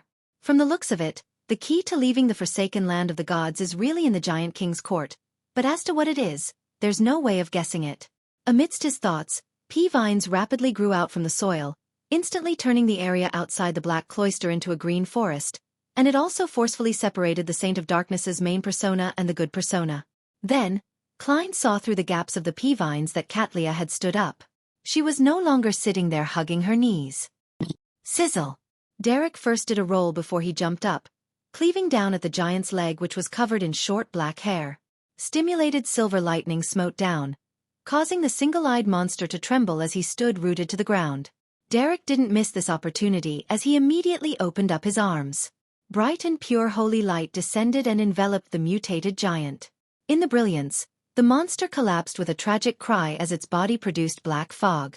After a series of battles, Derek discovered that the monsters produced by the strange afternoon town were all afraid of intense light despite their different traits. Such an experience had allowed him to avoid injuries, allowing his teammates to keep their lives. After a while, when Colin finished the strongest monster, Afternoon Town was restored to its silence. All the lit candlelights were already extinguished. The chief of the 6-member council surveyed the area before saying with a sigh, "Let's regroup before we set up camp." At that moment, the teams that had gathered together had already been reduced to a third. There were only 6 people.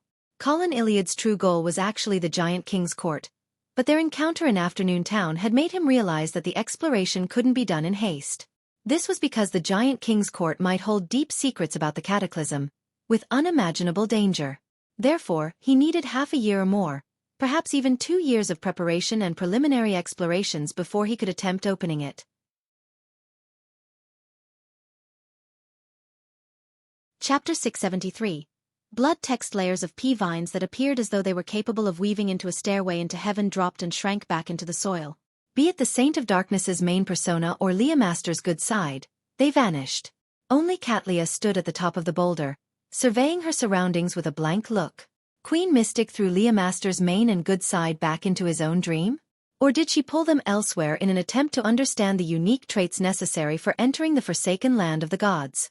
It seems like it's impossible to pull these two personalities into different dreams.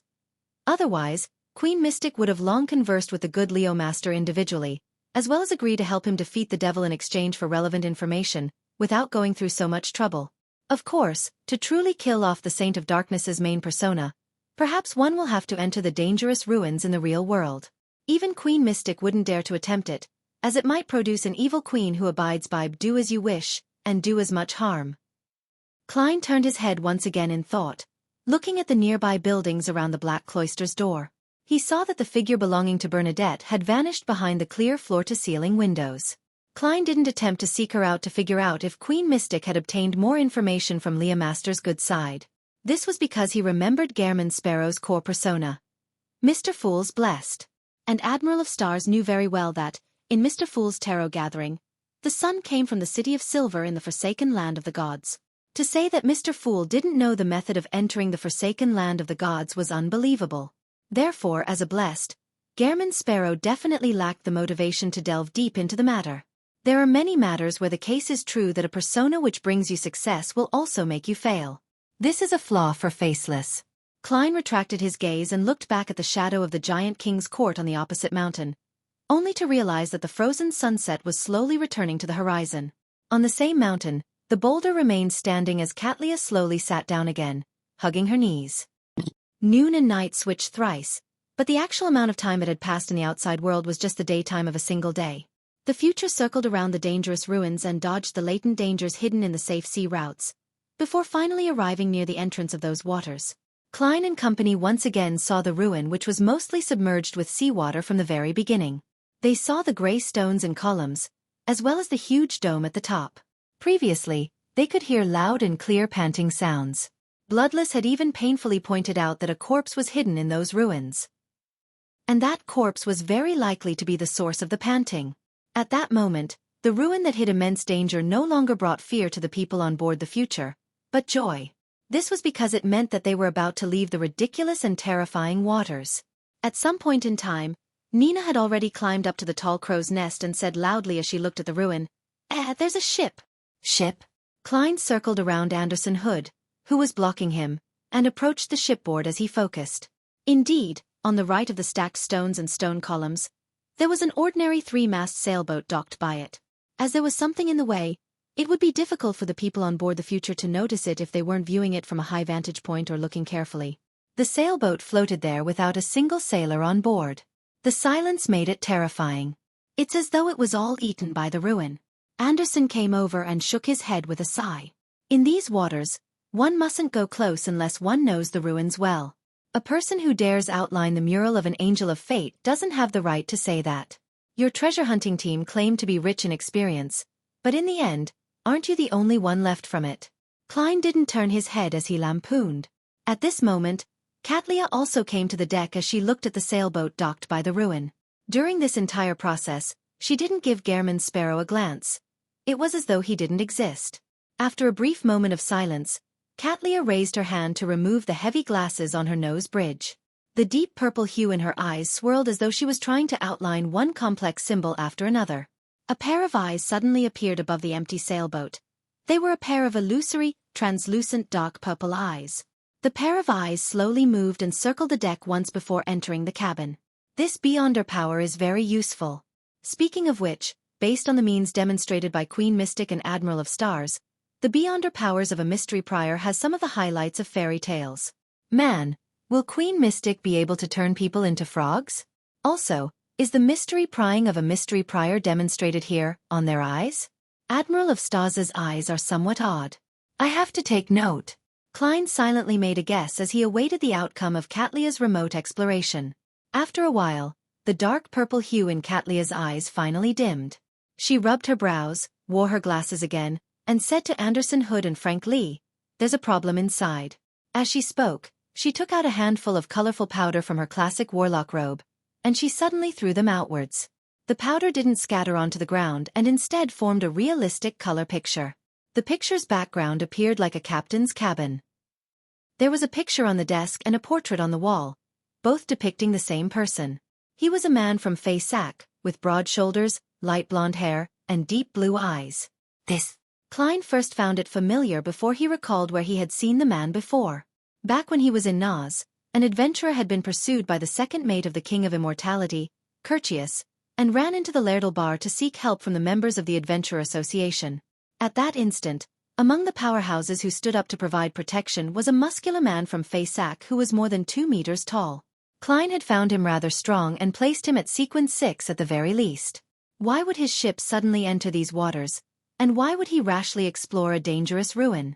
Amidst Klein's puzzlement, he carefully observed the supernatural picture on the deck. This time, he saw a pool of blood on the floor, and beside the blood were a few words in Saga. The Fountain of Unaging. The last character had a drawn-out mark of blood before it was connected to clear smudges that extended out towards the door. Klein's mind seemed capable of restoring the actual scene. The sequence 6 Saga man had suffered a sudden attack and fell to the ground, heavily injured. He tried his best to write down the source of his encounter, but just as finished the first few words, he was held by the legs or head by some unknown entity, and he was forcibly pulled away. Considering how the red words weren't wiped away, Klein suspected that the entity that dragged the adventurer away wasn't a living person. It should be the corpse of that ruin, he thought, feeling a headache. The Fountain of Unaging?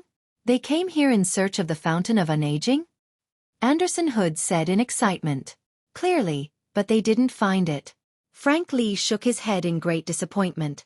He also looked forward to the Fountain of Unaging, believing that the fountain's waters could create qualitative changes to his various experiments. The Fountain of Unaging. Slaughterer Xueqi was the one chasing after the young adventurer back then. He's the second mate of the King of Immortality. Rumor has it that the King of Immortality had once drunk the waters of the Fountain of Unaging. Xueqi even warned me, Gairman Sparrow, to not interfere with the young adventurer's matters, claiming that it was the will of the King of Immortality. Klein barely reproduced the truth based on various tidbits of information.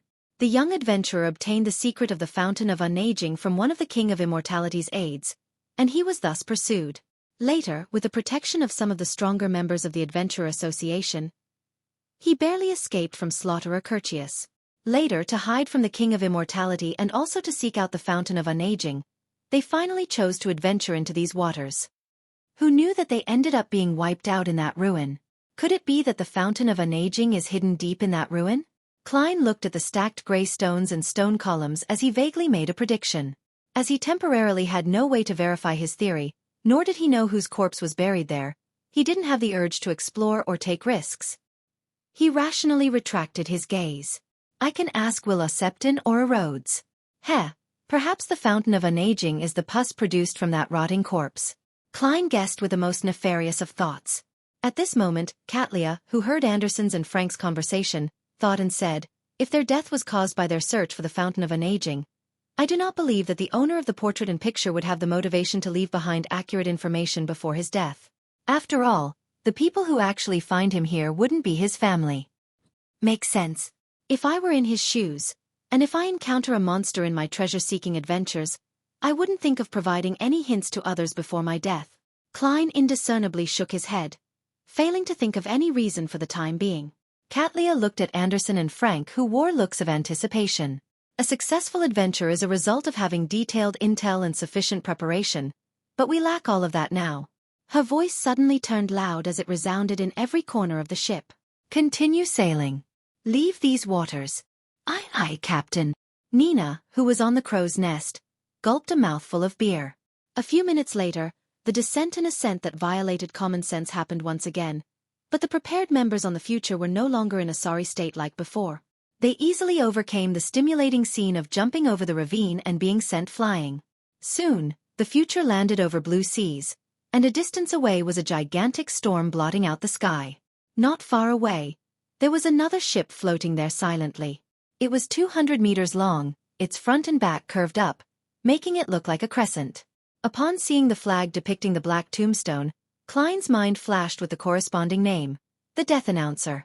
It was the flagship of the King of Immortality Agalito. At this moment, Klein no longer felt fear and horror, but excitement and agitation. With Queen Mystic on board, and with no need to hide this time. She, together with me, Admiral of Stars Anderson Hood, and the crew of the future will have the chance of wiping out the crew of the King of Immortality. Food for creeping hunger has been found. I've found a candidate for a marionette. At this moment, the death announcer suddenly turned around, moving away at an unprecedented speed. It fled. Klein instantly wore a blank look. Soon, the death announcer had vanished from his line of sight. Chapter 674. Leaving the ship that was way too fast. I just had the thought. Klein looked at the undulating surface of the sea, temporarily unable to gather his thoughts. Amidst his thoughts, he came up with a theory. King of Immortality Agalito's second mate, Slaughterer Curtius, is suspected to be a devil or even a desire apostle. He possesses the Beyonder powers to detect danger ahead of time and the ability to lock onto the source of the danger. Then, would the King of Immortality be a Sequence 4 demigod of the devil pathway to begin with? That's why once the crew of the future possessed the actual strength to deal harm to him with an actual plan in mind, he immediately sensed the problem and discovered the existence of Queen Mystic, so he didn't hesitate to retreat? Yes, this means Queen Mystic also had the intention of taking action. Otherwise, my thoughts would have only made King of Immortality sneer and retaliate crazily. Sigh, this Beyonder power of the devil pathway is just too useful. Trying to ensnare the King of Immortality or his first mate, second mate, or third mate is quite impossible. Klein thought regretfully as he looked at Anderson Hood. The strongest hunter still showed a clear, warped expression, as though reeling in despair that his bad luck hadn't decreased. He was also surprised that the death announcer would flee with its tail between its legs, as though it wasn't going according to the script in his mind. He darted his eyes as he looked around with a guess, seemingly coming to a conclusion. Unfortunately, Anderson's bad luck isn't strong enough. Otherwise, he can be sacrificed in order to bait the King of Immortality. Haha. Isn't that the correct usage of a provoker? Klein turned into the corridor and returned to his room. Just as he pushed open the wooden door, he saw a familiar back standing before his window. She had a very proportionate figure and was dressed slightly oddly. She was none other than Queen Mystic, Bernadette. Ma'am, did your father not teach you? You shouldn't enter someone's room without permission, especially the room of a male stranger? As a lady who was brought up in a noble family, you should have been waiting by the door and earnestly request permission to enter. Emperor, didn't you recall the books on education? Klein silently lampooned as he closed the door in passing. Without waiting for him to say a word, Bernadette said to him with her back facing him, "The matters from before have verified a theory of mine." What theory? Klein repressed his curiosity as he asked with a deadpan expression. Bernadette didn't turn her head as she looked out at the calm sea surface. Agalito's fountain of unaging is a scam. If there really is a fountain of unaging, it would have been one of the main ingredients of a demoness of unaging, or it would be something that would be produced from their corpses. Therefore, any man who claims to have drank from the fountain of unaging is lying. She didn't explain what a demoness of unaging was, seemingly certain that Gairman Sparrow knew what it was. And even if he didn't know, he would have the means of figuring it out later. Fountain of unaging. Demoness of unaging. It does match. So, the bloody text on that sailboat beside the ruin is to tell the world that the Fountain of Unaging is a scam? King of Immortality Agalito has released news of the Fountain of Unaging again and again in order to lure adventurers and pirates to enter dangerous waters and die, or to take the opportunity to slaughter them. It has strong vibes of a devil. It's no wonder Slaughterer Curtius warned me not to interfere. Klein thought for a few seconds and deliberately said in a ruminative tone, "Scam." Queen Mystic Bernadette nodded and said with a gentle tone, "This might be part of the ritual that Agalito needs for his advancement to Sequence 4. It might also be an action needed to digest the Sequence 4 potion." She paused as though making a silent sigh. Then she said, "That's because the Sequence 4 of his pathway is demon." Demon? Sounds deceitful. Creating a treasure scam to harm others, that does match the style of a demon. Klein was instantly enlightened. At this moment, Queen Mystic turned around as she cast her gaze through her checkered black veil and towards Gairman Sparrow's eyes. "It's my turn to provide information?" Klein deliberated for 2 seconds. According to the analysis of limited diary entries, Emperor Roselle suffered an extreme predicament in his later years. This forced him to come up with the idea of attempting something crazy. In this aspect he was extremely frank. This was because the diary entries he had received up to date didn't reveal what Emperor Roselle wished to do in his later years, what predicament he was in, or what crazy action he did. Therefore, by providing this piece of information, he was hinting to Bernadette that to know the truth, she had to hand over the diary entries of Emperor Roselle's critical period to Admiral of Stars Catlia. Bernadette remained silent for a few seconds. As the dark clouds moved through the sky, allowing the sunlight to shine from the outside, the queen that reigned over the 5 seas suddenly dissociated like bubbles, shattering and disappearing. The light refracted from the bubbles had produced different colors, filling the room with a fairy tale-like dreamscape. If not for the hidden sage, the mystery prior pathway is really interesting. Klein reflected as he tapped his left thumb on the first segment of his index finger twice. He activated his vision of spirit body threads, but he didn't discover any additional black threads. This meant that Bernadette had already left. Phew. Klein silently sighed and quickly deactivated the vision. Just as he was about to lie in bed to take a rest, he heard brisk footsteps approach. Knock. Knock. Knock. Someone knocked at his door. Who is it? Klein sat up. It's me. Catlia's voice sounded. Klein went over, feeling puzzled as he opened the door. He didn't ask what it was about as he coldly looked at her, his gaze expressing everything. Catlia nudged the heavy glasses on her nose bridge and said, "Coming out from those waters doesn't bring us back to where we entered. We are less than 100 nautical miles away from Toscarter Island. It will take about 3 days to Nas. Where do you wish to return to? The entrance and exit are different?" Klein was surprised as he asked in a confirming manner. "Then, is it possible to enter those waters from this place?" "No, we will directly fall into that bottomless ravine of the ocean. According to the results of divination, the people who did so are dead in the true sense of the word," Catlia explained simply. "Is that so?" Klein thought before saying, "To Toscarter Island." The reason why he didn't choose Nas was because they were close to the next tarot gathering. He didn't wish to do something that took plenty of time on the future. Furthermore, Toscarter Island was the easternmost colony of the Lone Kingdom. The currency used was pence, soli, and gold pounds. Klein no longer needed to consider the problem of foreign exchange. All right. Catlia had no views on this. Watching her turn and walk to the captain's cabin, Klein shook his head slightly and sighed inwardly. If you had come earlier, you would have met Queen Mystic. In the evening, the future arrived at the port of Toscarter Island as it forcefully docked there. Klein dressed up as a gentleman, carried his leather suitcase, and came to the deck. He then handed over the final payment placed in his 2 pockets to Admiral of Stars Catlia. After subtracting the pugilist Beyonder characteristics worth £700, it was a total of £1,300. As such, Klein's wealth was reduced to £8,436 and 5 gold coins. Catlia received it in silence and opened her mouth as though she wanted to say something, but she ultimately didn't say a word. "Are you getting off here, or are you going somewhere else?" She turned to look at Anderson Hood. Realizing that Gehrman Sparrow was about to leave and that he was on a pirate ship with him hunting several pirates in the past, Anderson immediately smiled. "I'll get off here. You can now make payment." Catlia didn't spare him just because Anderson had borrowed clothes from the pirates. "All right." Anderson didn't hide his heart-aching expression as he reached out and pulled off an ordinary button in the middle of his shirt. Reluctantly, he handed it over. "This is what I acquired from those waters. It's from the corpse that originated from an explorer from the Lone Military. I'm not sure of its original name, and I can only call it by its corresponding sequence 6 due to the powers it exhibits. Yes, Judge. Its negative effects aren't especially strong. It makes its wearer easily offend people or monsters. Perhaps, one might end up being targeted by a demigod. This isn't something you can call not especially strong? If I were Admiral of Stars, I would have chosen that sword of yours." Klein lampooned as he watched Catlia receive Anderson's payment for the boat ride. He didn't bother with their affairs as he lifted his suitcase and left the future, arriving at the pier of Toscarter Island. Bang! Anderson Hood leaped off the deck and landed beside him. "Let's get some drinks?" "To celebrate our departure from those cursed waters."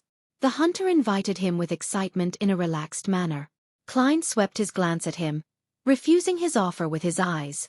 All he wanted was to put a distance between him and this fellow who had bad luck and a provocative halo. "All right." Anderson looked to his sides, cleared his throat, and said, "Can you lend me money?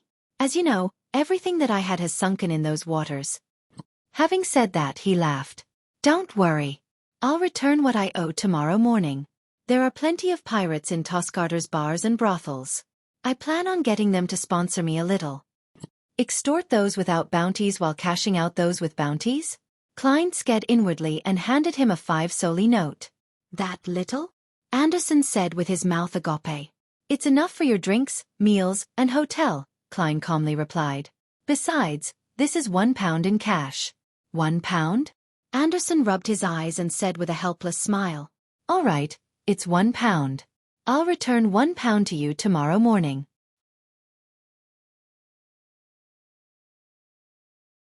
Chapter 675. Building ties. Afraid that Gehrman Sparrow would go back on his word, Anderson grabbed the 5 soldi note as scenes of ordinary beef sizzling over flames and alcohol beverages without any additional sedatives surfaced in his mind. Well, this fellow actually accepted it. I was just saying it in passing in order to accentuate my persona, as well as to let him understand that it isn't so easy to borrow money from me so as to prevent him from hunting pirates and returning to the Fog Sea after borrowing a huge sum of money. Klein mumbled inwardly. To him, a Sequence 5 hunter wouldn't starve or have nowhere to stay when placed in a place with plenty of pirates, even if he didn't have a single penny. He indiscernibly shook his head and was about to leave the dock when he suddenly heard a boorish shout. Gehrman! Upon hearing Frank Lee's voice, Klein shuddered as he turned around, his nerves taut. The first mate of the future, the poison expert with a £7,000 bounty, stood by the shipboard and held his hands to his mouth. As though broadcasting his voice, he asked, Where will you be most of the time? Where should I write letters to? I wish to share with you the latest results of my research.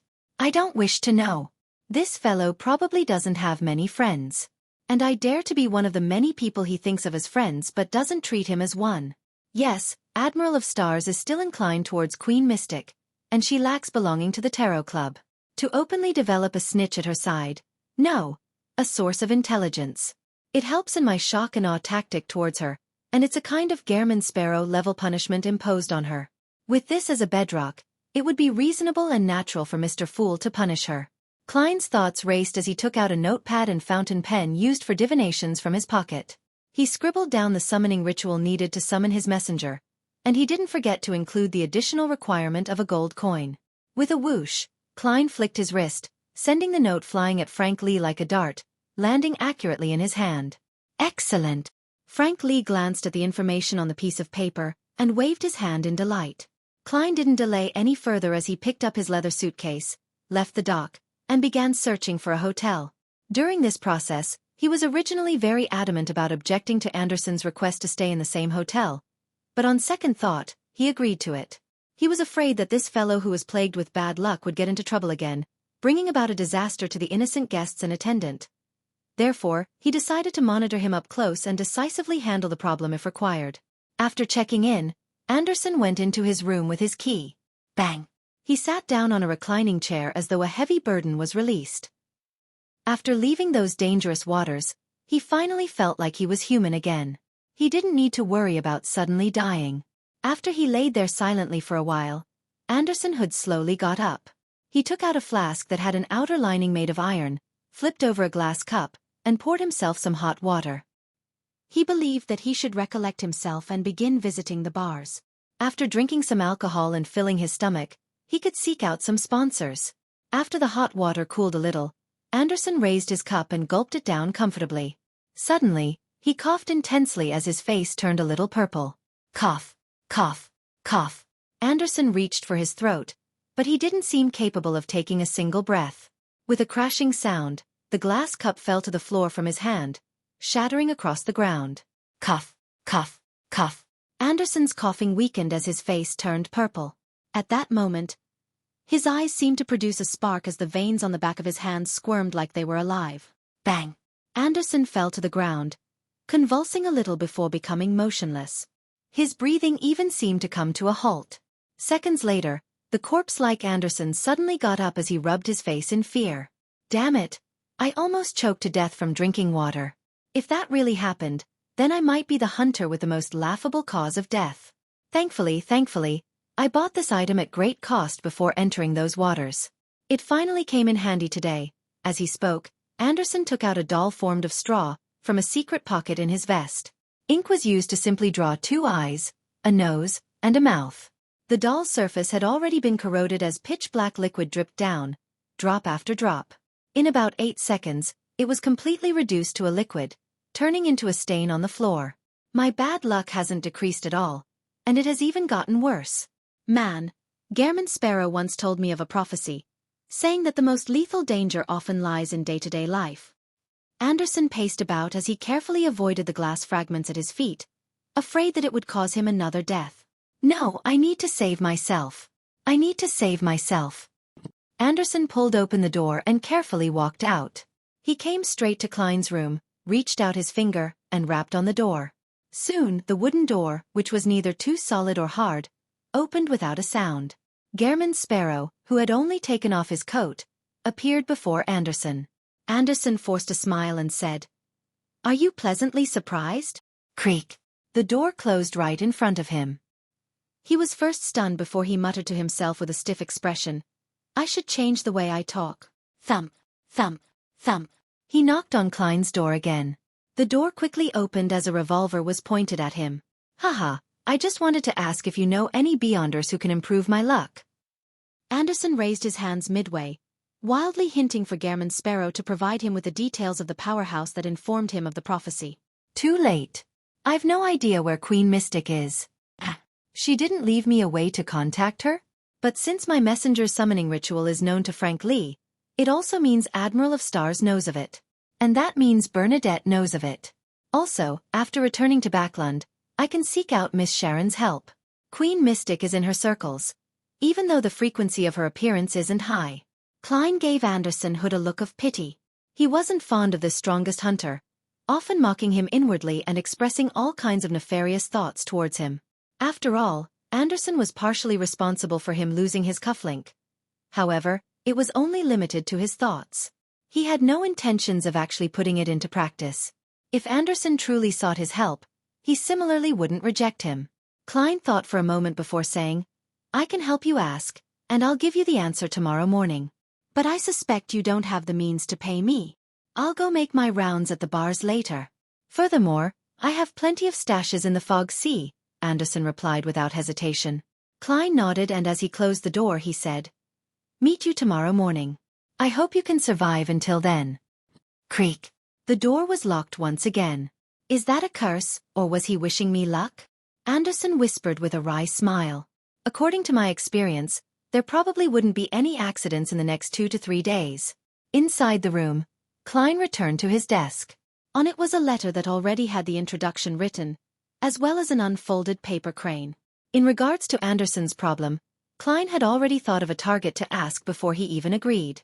There was no doubt that to resolve the means of a snake of fate, questioning another snake of fate was the best solution.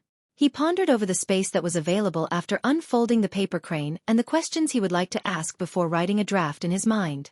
Finally, he raised his pencil and wrote, "How should the bad luck curse from an Angel of Fate mural be removed? What's the name of the Sequence 4 potion for the Seer pathway? Where can the formula and main ingredients be obtained?" Putting down the pencil, Klein carefully scrutinized the questions before carefully folding the paper crane according to the folds and placing it in his wallet.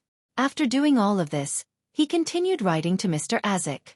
In the letter, Klein first mentioned that he received the help of Admiral of Stars in entering the dangerous easternmost front of the Sonia Sea, successfully completed the ritual, and changing gears, he mentioned his encounter with Admiral Hell Ludwell's inexplicable attack mid-journey and how he nearly suffered terrible losses.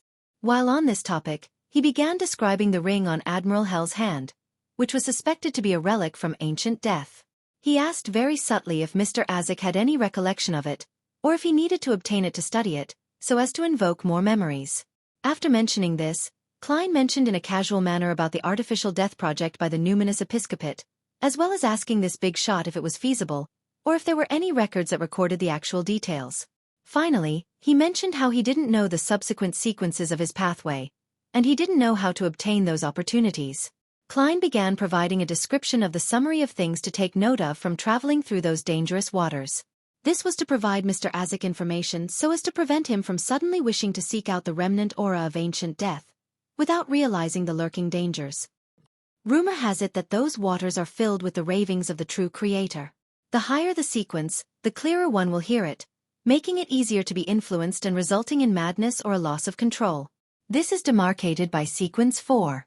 But a small number of demigods have found the means to act freely there. Klein wrote at the end of his letter. After folding the paper, he picked up Azek's copper whistle and summoned the huge skeleton messenger. The messenger burrowed out from the ground and politely looked at Klein from a level height before opening his palm. Not bad. Klein praised silently and handed the letter over. Then, he brushed his teeth and took a bath before comfortably getting into bed.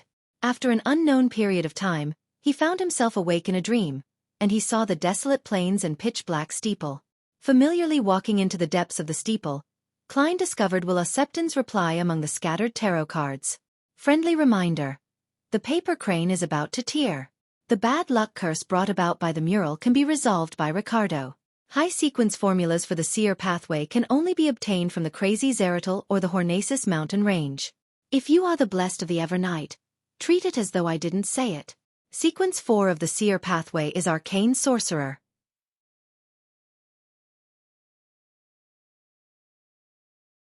Chapter 676. Tripartite Transaction Bizarro Sorcerer.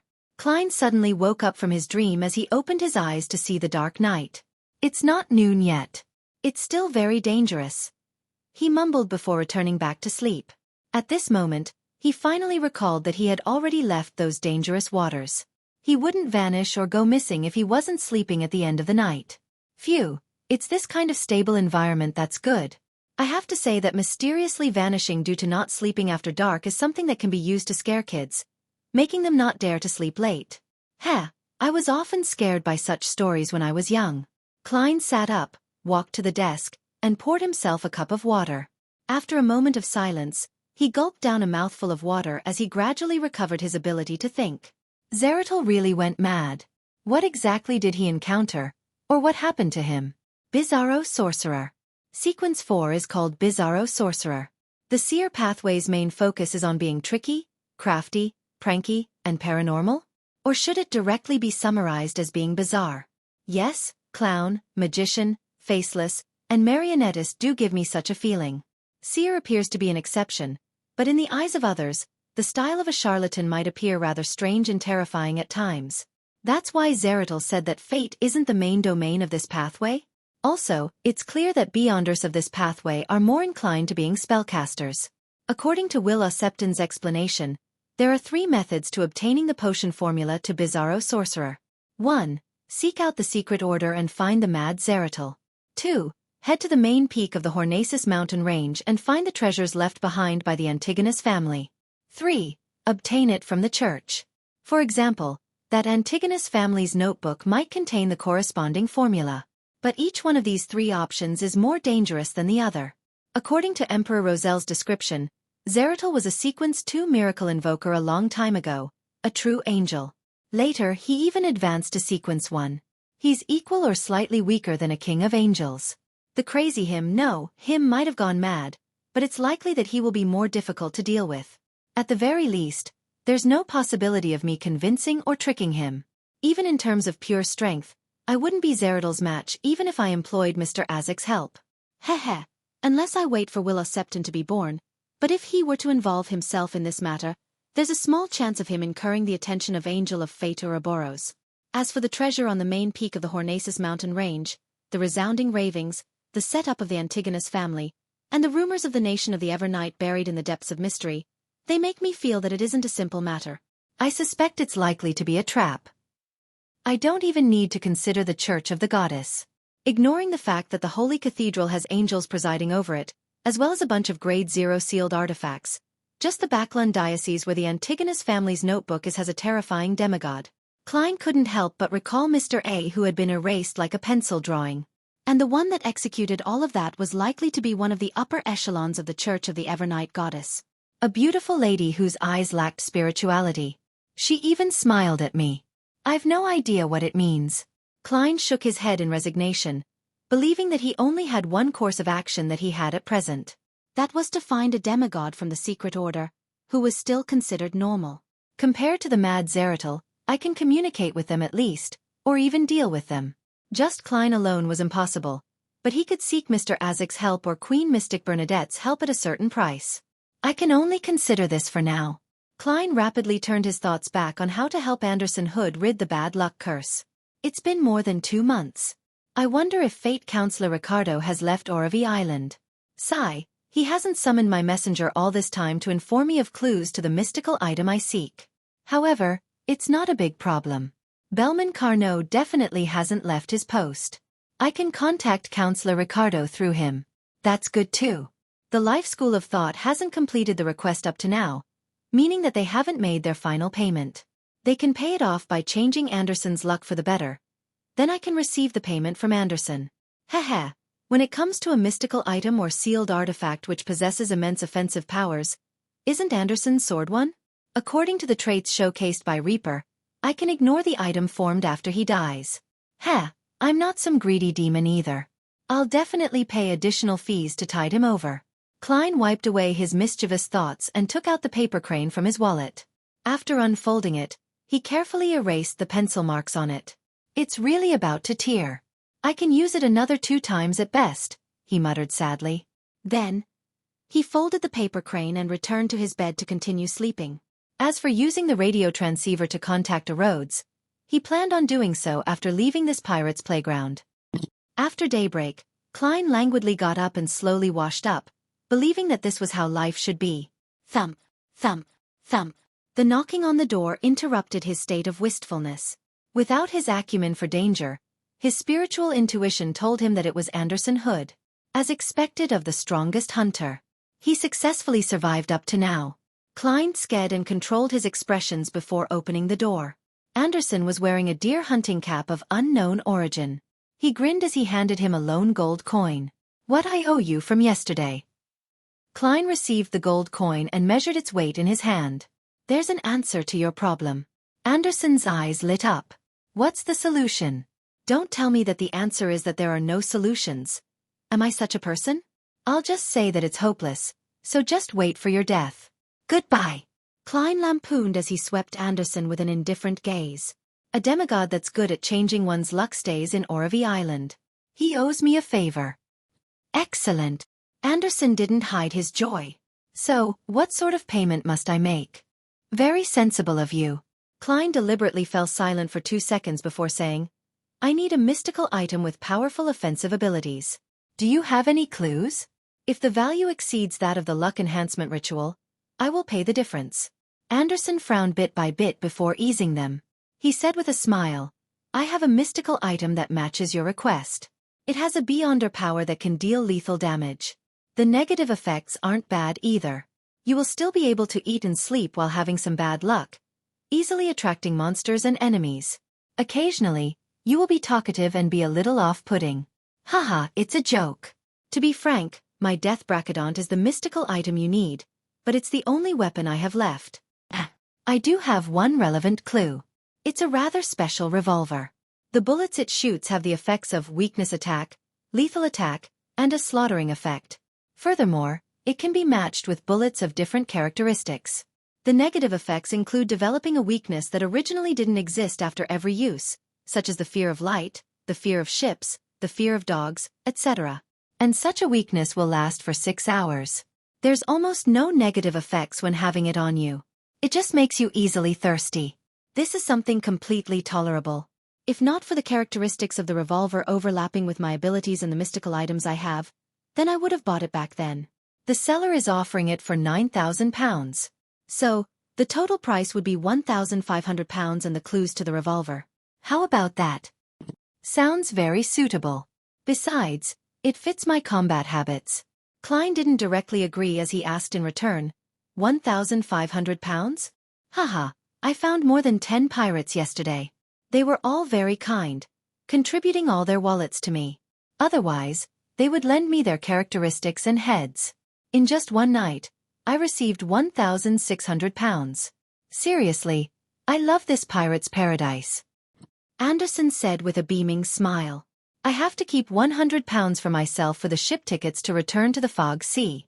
So all I can do is pay you £1,500. Earning £1,600 a night? Not only are there many pirates in Toscarter, but they are either worth a lot or have plenty of money. Klein suddenly had thoughts about staying a few more nights in the port city. But considering how the easily cacheable and locatable targets had mostly been finished off by Anderson, what was left was definitely not easy. He felt depressed again as he coldly asked, "Aren't you afraid of being a target of revenge for doing something like that in a pirate's playground? What's there to worry about? I'm not afraid, even if they're subordinates of a pirate admiral. Haha, I believe you're the same. If they're men of the Four Kings, that's not a big problem either. We're about to leave, and the propagation of information takes time. By the time they come, I'd have changed ships and identities several times." Anderson said without much concern. "Why are you cursing yourself again?" Klein silently swept him a look of pity. "Deal. Haha, here's £300. You'll have to wait for the remaining £1,200. That's when the bounty rewards and characteristic money arrive. Don't worry, it will definitely come today. It's not a lot." Anderson took out a thick wallet filled with plenty of Soli bills and handed them to Klein. In consideration of his persona, Klein only did a simple count before stuffing the cash into his wallet and pockets. He said without emotion, "Buy 2 tickets to Oravi for tomorrow." He didn't deliberately exhort Anderson to buy them with a different identity, as he believed that the hunter across him was mature and experienced. If he's lacking in experience and strength, with the way he does things, he would have long been buried in some sea. Klein couldn't help but lampoon inwardly. "All right." Anderson pointed at the floor. "Breakfast together? My treat." Klein nodded without refusing him. Once they arrived downstairs, the two sat at a table near the window. Midway, a waiter brought white porcelain cups and teaspoons over. Just as they interacted, the waiter's gaze suddenly turned adrift. He picked up the teaspoon and stabbed it at Anderson's throat without any warning. Although Anderson was surprised, his reaction was in no way slow. He immediately leaned backward and dodged the sudden strike. Bang! Not far away, the hotel's boss suddenly shot at Anderson's dodging body. What am I doing?" After the gunshot, the boss muttered with a look of alarm and blankness.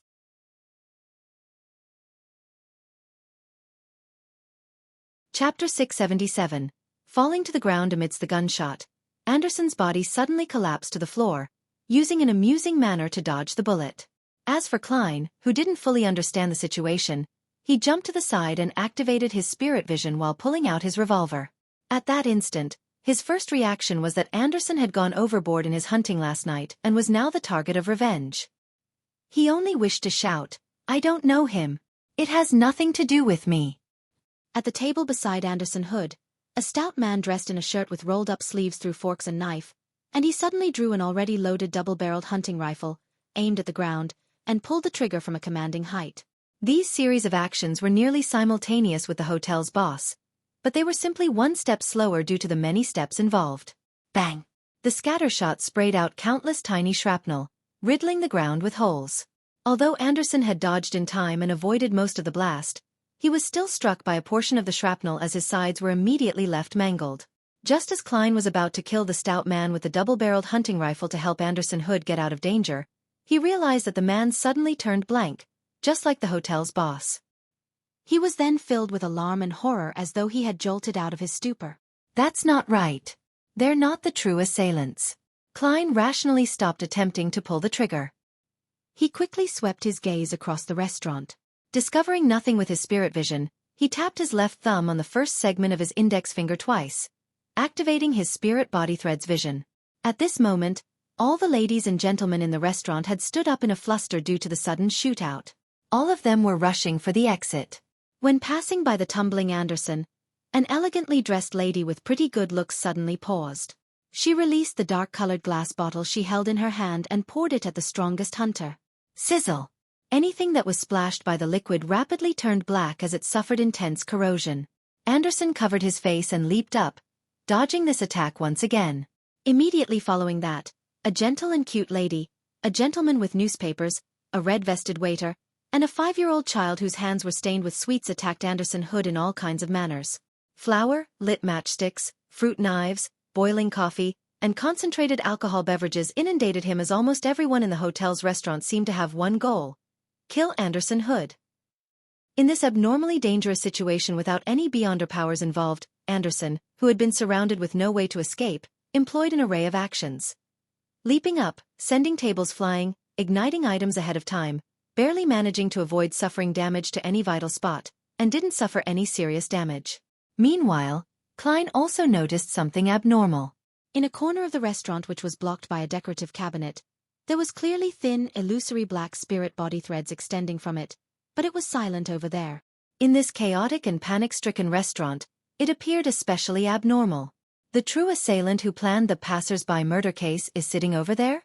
From the confusion, puzzlement, horror, and fluster that the hotel's boss, waiters, and guests exhibited after attacking Anderson, they didn't become marionettes. This is another kind of control. An illusion, an emotion seed of a desire apostle, or could it be an influence on one's psyche? Klein suddenly had an idea light up in his mind. He immediately took 2 steps forward and sent a customer who still had butter on the corner of his lips flying, opening up a pathway for Anderson Hood. The strongest hunter immediately somersaulted out of the encirclement via the path that was opened up, and he ran up to the hotel's 2nd floor. Then, with his back to the wall on the corner of the staircase, he gasped for air. Has my provocative powers reached this level? Even the ordinary residents that I don't know wish to kill me and have actually rose to arms? Man, just as he spoke, Anderson pulled his right rib and nearly cried out in pain. No, no, no. The real circumstance is that a person plagued with bad luck shouldn't do things like hunt pirates. The reason why Klein had abandoned approaching the target to attempt to control them with spirit body threads was because he had thought of a possibility. The passers-by were implanted with psychological cues or had suffered manipulation on the psyche level. Only then would they attack Anderson in an orderly fashion. This didn't match the beyonder powers of a desire apostle, as the attacks by the manipulated passers-by were targeted and precise, without showing any observed signs of preparation. And Klein had formerly heard of the name of the potion formula of a sequence 4, manipulator. In addition, according to the psychiatrist released from creeping hunger, Klein always suspected that Toscarter Island had a mission or figure related to the psychology alchemists. In addition to the psychological cue and the control on the left side of the mind, it was rather similar to that of the spectator pathway. Klein had long believed that a manipulator very likely belonged to the spectator or dragon pathway, thus making the outline of the matter relatively clear. The psychology alchemists really does have an important base in Toscarter Island. They also sent a sequence 4 demigod go watch over it. This demigod influences certain pirates and makes them unknowingly do his bidding. But these pirates had unfortunately ended up as Anderson Hood sponsors last night. Hence, their true investor came knocking. Keeping his expressions in check, Klein looked at Anderson and indifferently said to him, "It's likely that one or several of the pirates from last night is involved with a hidden demigod on this island. Do you think something like that can be done by a mid-sequence beyonder? I can't be that unlucky, right?" Anderson's voice grew softer before it turned into a mutter. "Indeed, those people were controlled and are innocent. Thankfully, I didn't attack back, or I would become the main suspect of a shocking murder case and be given a bounty. When that happens, I'll be in trouble and could only become a pirate." The corners of Klein's mouth twitched slightly. If the ones being controlled had been pirates with beyonder powers, or mandated punishers, or priests of the Church of Storms, how would it develop? I would already be dead. Anderson threw up his hands as he said in realization, "You mean he doesn't want me dead and only wants to give me a warning?" Klein nodded in a serious manner and said, "So, you still have a chance. Yes, to apologize. Go see what that demigod is up to." Apologize? Anderson's face wrinkled immediately. Placed in a difficult position, he said with great difficulty, "I have quite a reputation in the Fog Sea." Klein didn't say a thing. He stood up, patted his coat and prepared to walk off. At this moment, Anderson lunged forward and rushed to the entrance of the staircase ahead of Klein. He yelled, "I'm sorry. It was my fault. We can talk about anything." He paused for a second and repeated again, "I'm sorry. It was my fault. We can talk about anything." Clap, clap, clap. A series of slow claps sounded on the 1st floor as a figure appeared at the staircase. Amidst the light footsteps, this figure slowly walked to the bend, but Klein instinctively moved his gaze away as though he didn't wish to know what that person looked like. In addition, he realized that he didn't have any intentions of raising his arms or aiming his gun. It was as though he had been cued and had lost the intention of resisting. This is terrifying. Yes, it's not a face-to-face hypnosis, which is why I could detect it. But if I was directly targeted, the repercussions would be unimaginable. I can be influenced now. In the way Miss Justice would explain it, the other party will use the sea of collective subconscious to silently arrive beside my island of consciousness, and then they would do something to a certain extent.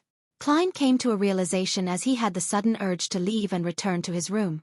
This is the silent instruction given to me by the demigod. Klein roughly understood that the other party wished to communicate with Anderson in private. Hence, he didn't resist and walked to the stairs before returning to his room. In less than 5 minutes, Anderson knocked on his door, his face grimacing. "Done talking?" Klein asked without much surprise. Anderson gave a heavy nod. "Phew. Yes, he got me to help him do something. As for what is it, I can't tell others." "Do you still remember what he looks like?" Klein deliberately asked. Anderson thought carefully as he suddenly frowned. "I don't remember, as expected." "Look at you. For £1,600. You offended a demigod. It wasn't worth it at all." Klein silently sighed and then said, "Can we leave tomorrow?" "Yes. There's no rush for that matter. Let's resolve the problem with my bad luck first." Anderson didn't hesitate to answer. Klein didn't speak further as he pointed at the floor. "Still having breakfast?" Anderson was first taken aback before revealing a smile. "Of course.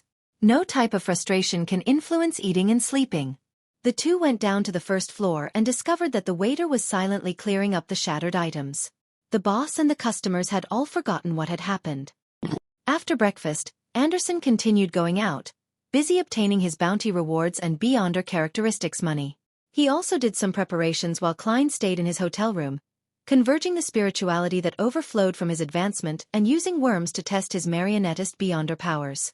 At 2:30 in the afternoon, he went above the gray fog ahead of time and began practicing for the upcoming tarot gathering. After all, Mr. Fool would very casually and lightly punish the hermit Katlia. Sitting in the chair belonging to the Fool, Klein began playing out the 3 punishment plans he had decided over the past few days. 2 of the plans needed him to borrow some of the power of this space, and 2 of them needed to use props. Hence, he needed to decide on the entire process ahead of time. He would then familiarize himself with it, and he couldn't reveal his lack of fluency at the critical moment. After an unknown period of time, Klein exhaled and confirmed his plan. Then he conjured the world. Without any items, he saw the countless dense black threads that emanated from his body. Items conjured using the powers of the mysterious space above the gray fog possess a certain amount of spirituality.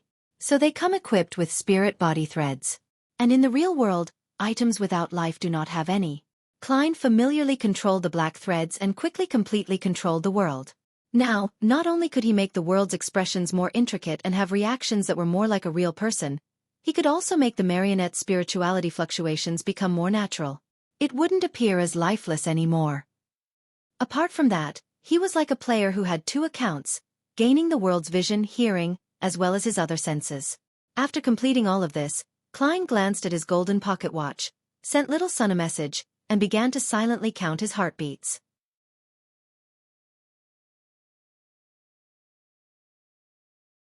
Chapter 678. Punishment. On the 2 sides of the ancient mottled bronze table, blurry figures extended outward from the embrace of deep red beams of light before turning corporeal. The surroundings remained as silent and empty as always, as though no living creature had ever set foot there for millions of years. "Good afternoon, Mr. Fool." Audrey's brisk and cheerful voice soon resounded through the resplendent palace held up by stone columns. Klein nodded his head with a smile, watching as the other members expressed their greetings under Miss Justice's lead. Here, there was no doubt that the hermit Katlia appeared rather reticent. Audrey's read on her was that she had many things on her mind. After the voices came to a stop and the members had taken their seats, the Fool Klein swept Miss Justice a glance, making the psychiatrist instantly understand his intentions. Hence, she didn't raise her hand slightly and speak out. Following that, he looked at Katlia and chuckled indifferently. "Tell Bernadette that she can use certain items in exchange for some answers." Bernadette. After hearing this familiar name, which was neither Queen Mystic, the owner of Dawn, nor the leader of the element Dawn, Katlia realized that Mr. Fool already knew everything. Her cheap tricks were laid bare in front of him. This made her heart sink as she couldn't help but feel an intense sense of fear. She was temporarily at a loss in regard to the attitude or words that she needed to show in response. To her, Mr. Fool's words were clear. Pass on the message, but only that one message. Nothing else. She wasn't allowed to provide any other hints. Katlia believed she knew what he meant between the lines. Bernadette? That's a common name for Intis females. Who could it be? What is the answer she wishes to exchange for? What relationship does she have with Ma'am Hermit? Ma'am Hermit had privately made a request, and Mr. Fool's answer is yes? No, that's not it. Definitely not it.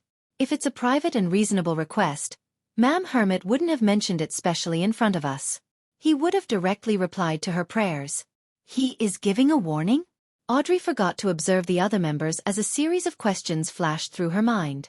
Following that, with her acumen from the spectator pathway, she grasped Mr. Fool's true intentions. Following that, she had a particular theory. Ma'am Hermit had privately hinted about our tarot club to this Ma'am Bernadette because she hopes to acquire some answers. Mr. Fool is very displeased regarding this matter, so he pointed it out directly and gave this first-time offender a warning? Seriously, why would you divulge matters of the gathering to others?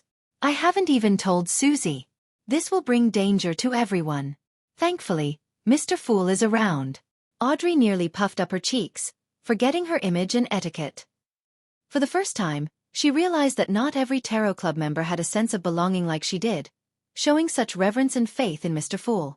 The Hanged Man Alger, the Magician Furs, and the Moon Emlyn also had similar questions and theories, but their focus wasn't the same. As Alger anticipated what Mr. Fool would do, he began to wonder who this Bernadette, a commonly seen female Intis name, represented. He was curious as to why the reserved hermit would risk divulging some information on the tarot club. While Furs was worried if the existence of the tarot club would be exposed, she also instantly imagined a spy and double spy story. Emlyn watched in schadenfreude, believing the hermit to be truly foolish. Heh. Even our Sanguine's ancestor treats Mr. Fool equally and had sent me as an envoy to be nurtured. You aren't even a demigod, but you attempted to try pulling off cheap tricks under Mr. Fool's watch? Do you have a death wish? Indeed, I can't understand the thoughts of short-lived creatures. Emperor Roselle once said that bugs that can only live in summer have no way of truly knowing what snow looks like. Emlyn sat back in a relaxed manner as he didn't hide the shaking of his head. The son Derek didn't have many thoughts on the matter. All he felt was that the mood wasn't right. Out of curiosity and puzzlement he asked, Mr. Fool, who's Bernadette? Well asked. I thought Miss Justice would be the one asking. Yes, she seems a little angry, which is why she doesn't wish to speak. Klein silently commended him as he casually answered, Roselle's eldest daughter, owner of the Dawn, the leader of the element Dawn. He mentioned all of Bernadette's identities, making her appear without any secrets before all the Tarot Club members. And the reason why he had used owner of the Dawn in place of Queen Mystic was that Klein didn't believe that the Fool should address Bernadette as a queen. The owner of the Dawn. Queen Mystic. She's actually Emperor Roselle's eldest daughter. Ha, the Hermit. I can confirm that you are Admiral of Stars Catlia. So the rumors of you having a falling out with Queen Mystic are fake. Alger felt excited. He felt that the restriction and pressure he had endured for the past 3 months had vanished at once. This made his staid self mock the hermit inwardly. Emperor Roselle once said that those who play with fire will ultimately burn themselves. And you, Admiral of Stars, dared to challenge a god's clairvoyance. At that moment, Alger was rather thankful. Thankful that although he had attempted to pull off some cheap tricks and attempted to figure out Mr. Fool's identity, goals, and present state, he hadn't involved any outsiders. He hadn't divulged any information, so he hadn't suffered any punishment. As he had introduced the 4 kings and the 7 pirate admirals, Audrey and company just needed to recall in order to confirm that Bernadette was Queen Mystic, a demigod that reigned supreme over the 5 seas. They were also surprised that Emperor Roselle's eldest daughter would still be alive and had become an important figure that was known throughout the world. The answers that Queen Mystic wishes to obtain are hidden inside Roselle's diary? Combining everything that had happened and the words that were said, Audrey vaguely guessed Bernadette's goal, believing that the Emperor's daughter wished to figure out the truth behind her father's assassination. At this moment, Catlia had already regained her ability to think. She turned her body to face the end of the long bronze table and said without any hopes that she could be let off. Yes, I committed some mistakes. I will not defend myself. It was indeed wrong. Mr. Fool, no matter how much you punish me or even kill me, I'll accept it. Hypocrite. If Mr. Fool really wishes to punish you, do you think you have any means of resistance? Mr. Hanged Man scoffed on the opposite side of the table. He could identify the problem with such a simple sentence. Ma'am Hermit is still a little afraid. Audrey could notice the hidden fear from the minute actions and words Catlia had used. To her, People who deliberately emphasized their willingness to be executed were often afraid of dying right there and then. Furs found her peace from the fool's calm attitude, believing that there weren't any leaks about the tarot club, or that the leaks weren't anything important. Hence, like Emlyn, she waited curiously and expectantly for the punishment Mr. Fool would mete out. Derek remained clueless about what had happened, uncertain why Ma'am Hermit would suddenly request to be punished. At that moment, seeing Mr. Fool's brief moment of silence, Katlia resisted her unease and lifted her head slightly, observing the existence behind the thick gray fog without a trace, in an attempt to figure out his true intentions so as to give a better response. She didn't wish to make another mistake again and provoke him, making the situation irredeemable. The dark purple hue in her black eyes produced a sense of mystery as her eyes penetrated through the gray fog and saw the fool. Suddenly, Katlia's eyes heated up as illusory blood bled from them. A sinister, terrifying, and depraved language and an indescribable roar sounded in her ears. It instantly filled her senses with extreme pain as her body began to convulse and tremble uncontrollably. Her face, hands, and the areas that weren't concealed by her clothing had quickly cracked open, revealing her flesh and blood. Inside, black worms and white moths squirmed before forming all kinds of indescribable eyes. Katlia's cries and painful grunts resounded above the gray fog, causing Alger, Emlyn, Furs, and company to exchange looks as though they could sense the pain she was suffering. Meanwhile, the blurry figure turned rather clear, allowing them to see the hermit's mutation. The disgusting and nasty scene frightened Audrey enough for her to look away. She straightened her back and looked straight ahead without daring to move. Although the others didn't have such an exaggerated response, they also shared the same behavior. The true creator's ravings are indeed useful. Klein, who was shrouded in the thick gray fog, reflected from the bottom of his heart. The reason why he hadn't immediately replied to Katlia's request for punishment was because he wanted to confirm if there was anything special about her eyes, whether they could see beyond what he allowed. For this, he had stirred some of the mysterious space's powers to be hidden in the gray fog that shrouded him ahead of time. It was to connect anyone who used a Beyonder power to see through the obstacle to Tinder. This was equivalent to the owner of the Beyonder power directly observing an item corrupted by the true creator at a psyche level. Hence, with Klein not using the gray fog to deliberately suppress the influence, Katlia naturally heard the true creator's ravings. Her organ, which used the Beyonder power, was first severely damaged before she was imbued with extreme pain, causing her mutation. If Admiral of Stars hadn't tried observing him, then the plan Klein had prepared was to get her to apologize to every Tarot Club member, and also to allow them to discuss a method of punishment in a democratic manner. And regardless of how democratic it was, the major punishment would ultimately be to stir some of the mysterious space's powers to connect Katlia to Tinder. After waiting 2 seconds, Klein knew it was enough.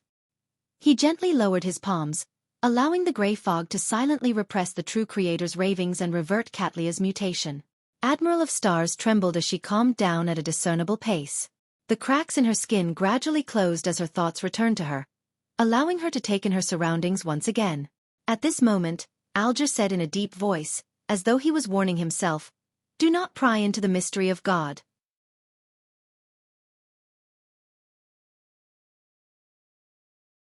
Chapter 679. Murder Request. Do not pry into the mystery of God.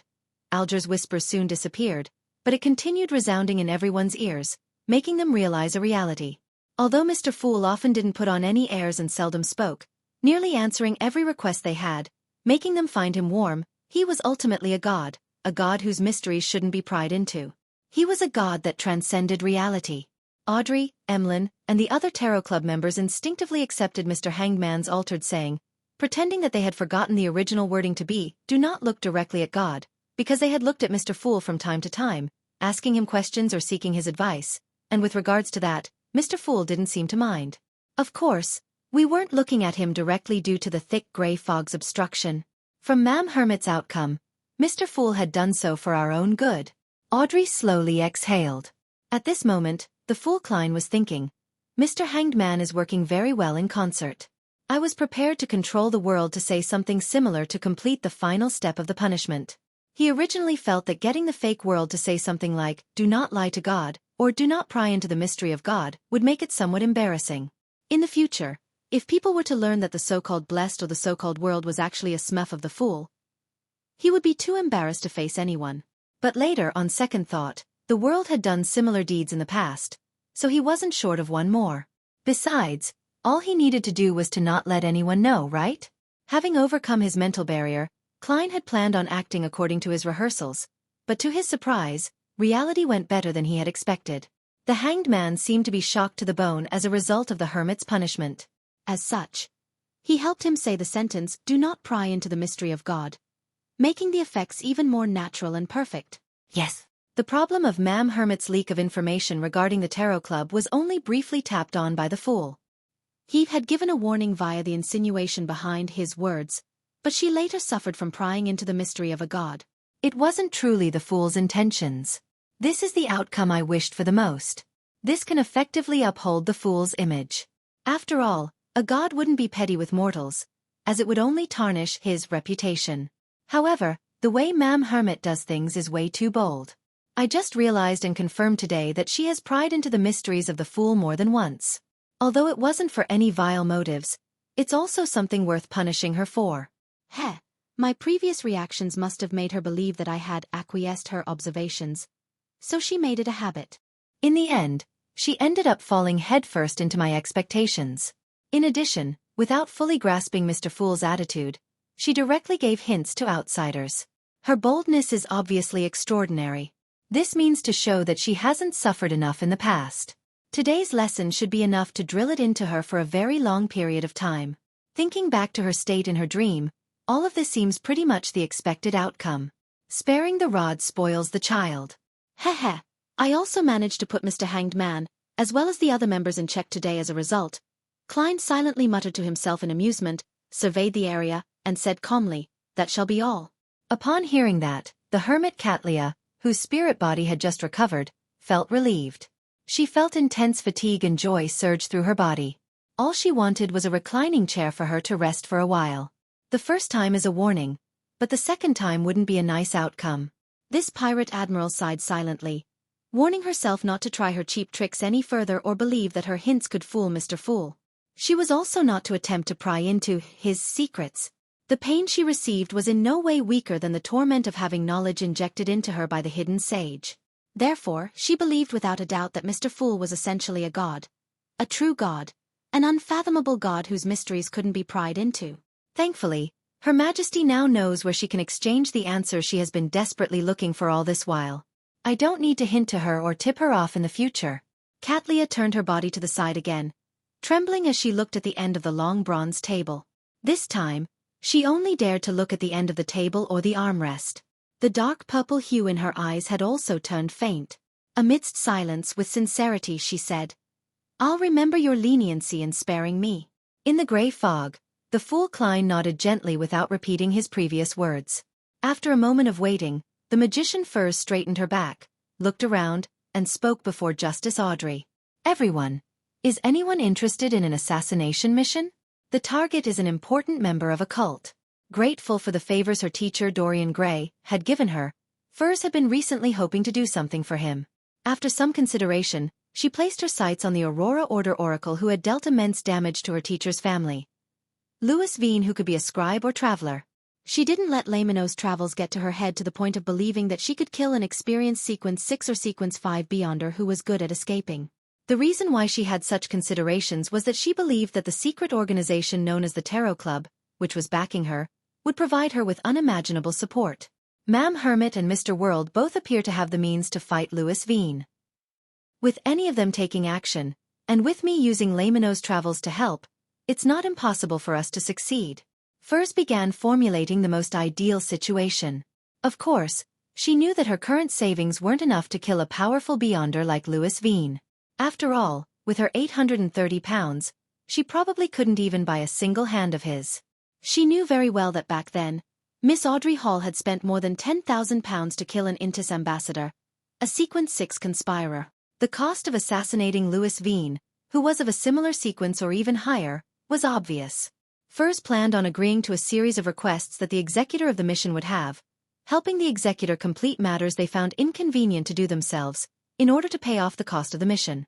She believed that after obtaining Laymanos' travels, she was equipped with the abilities to complete certain difficult tasks. After hearing Miss Magician's request, the Hermit Katlia, the Hanged Man Alger, and Justice Audrey cast their gazes onto the world. They believed that this gentleman, one who had a unique penchant for hunting beyonders, possessed the necessary strength. I'm not in Backland. However, I can't respond that way. Otherwise, it would expose the possibility that Mr. Fool only has 2 to 3 blessed to Mr. Hanged Man and Ma'am Hermit. Klein controlled the world, overcoming his emotions as he hoarsely laughed. Where? Which cult? What's his sequence? What unique powers does he have? Mr. World is a little different from before. I can't explain it clearly, but it feels like he's suddenly in a better mood. Perhaps, he has really encountered something worth being happy about. Audrey suddenly noticed the difference as she excitedly imagined what could have recently happened to Mr. World. Furs happily replied. He's an oracle from the Aurora Order. He's in Backland, formerly a Sequence 6, but he might be a Sequence 5 now, but I can't be sure. He can record the Beyonder powers that others have used and can use them once. He's good at escaping any form of entrapment, and it's difficult to surround him. Perhaps, he might be able to travel through the spirit world. The target is an oracle from the Aurora Order, a Sequence 6 or 5, with powers seemingly from the apprentice pathway. Indeed, Miss Magician doesn't appear as simple and ordinary as she seems. My original judgment was right. Katlia quickly returned to her usual state. She wasn't surprised that the magician would actually dare conspire against a particular gentleman from the Aurora Order. As for which oracle he was, she wasn't sure because the only ones she knew were Mr. Z and Ma'am D. Meanwhile, Klein also quickly evaluated the situation. An oracle from the Aurora Order, that makes it impossible for him to be innocent. Rather, he's a madman who destroys lives. Killing him doesn't make me feel guilty. It's not like I haven't offended the Aurora Order more than once or twice. Sequence 6 or 5. That's something I can handle. I've seen something that matches the trait of recording and releasing Beyonder powers as described by Miss Magician. Mr. A had used it before, but it might not really be it. To me, it doesn't matter if he's good at escaping and traveling through the spirit world. As long as I'm close to the oracle and successfully control his spirit body threads, there will be no way for him to run. It's hard to tell what will happen in a direct clash. I do have quite a solid chance of success if I sneak an attack in. Of course, succeeding at a sneak attack is a whole other matter. After some serious consideration, the world looked at the magician Furs. I can consider taking on the job, but not any time soon. It will, at the least, be 2 months later. He wasn't sure what other accidents he would encounter at sea, so he had been rather relaxed on the time period. 2 months later, Furs repeated the time, appearing to be in a deep dilemma. It was too long. Besides, she wasn't sure how long Louis Veen would stay in Backland. At this moment, Alger, who had been watching from the side, deliberated and interjected. Miss Magician, do you need to kill that Aurora Order oracle personally? No, as you can see, I'm considering requesting Mr. World for help, Furs replied with a smile. Alger nodded as though in thought. The premise of killing someone is to be able to find the oracle. Can you find him? No, but I'll investigate, Furs answered frankly. Why don't you get the world to do it after your investigations bear fruit? The Hanged Man pressed. Yes, but I haven't decided. Furs was somewhat confused, unaware of the reasons as to why Mr. Hanged Man was asking her all these questions. Alger sneered. If you can confirm the location of the Aurora Order Oracle's location, then why spend large amounts of money to hire someone to kill him? Wouldn't reporting him directly to the churches be enough? After the Great Smog, no church is willing to let go of any related clues. He wasn't trying to make the world lose any business. Instead, he had clearly read the dilemma inside her, believing that there was a higher possibility of her not going through with the request. After all, too many incidents might happen in 2 months. Therefore, he gave some suggestions to ensure that this matter reached some preliminary agreement. Report him to the churches? This sounds familiar. Klein was surprised, never expecting Mr. Hanged Man to say something like that. Haha, while everyone is being infected by Mr. Hanged Man, he too has been influenced by us. Klein immediately felt relieved and rather pleased. Report? Furs was momentarily stunned. After a few seconds she whispered, That's possible. The Hanged Man smiled upon hearing that. You can do it this way. First, investigate your target and seek out his whereabouts. If you obtain anything in 2 months, then you can hand the matter over to the church. If the matter exceeds 2 months, and when Mr. World is free, then he can provide you the help needed. What do you think of that? Furs seriously considered it and said, Okay. When the time comes, I'll discuss the price with Mr. World.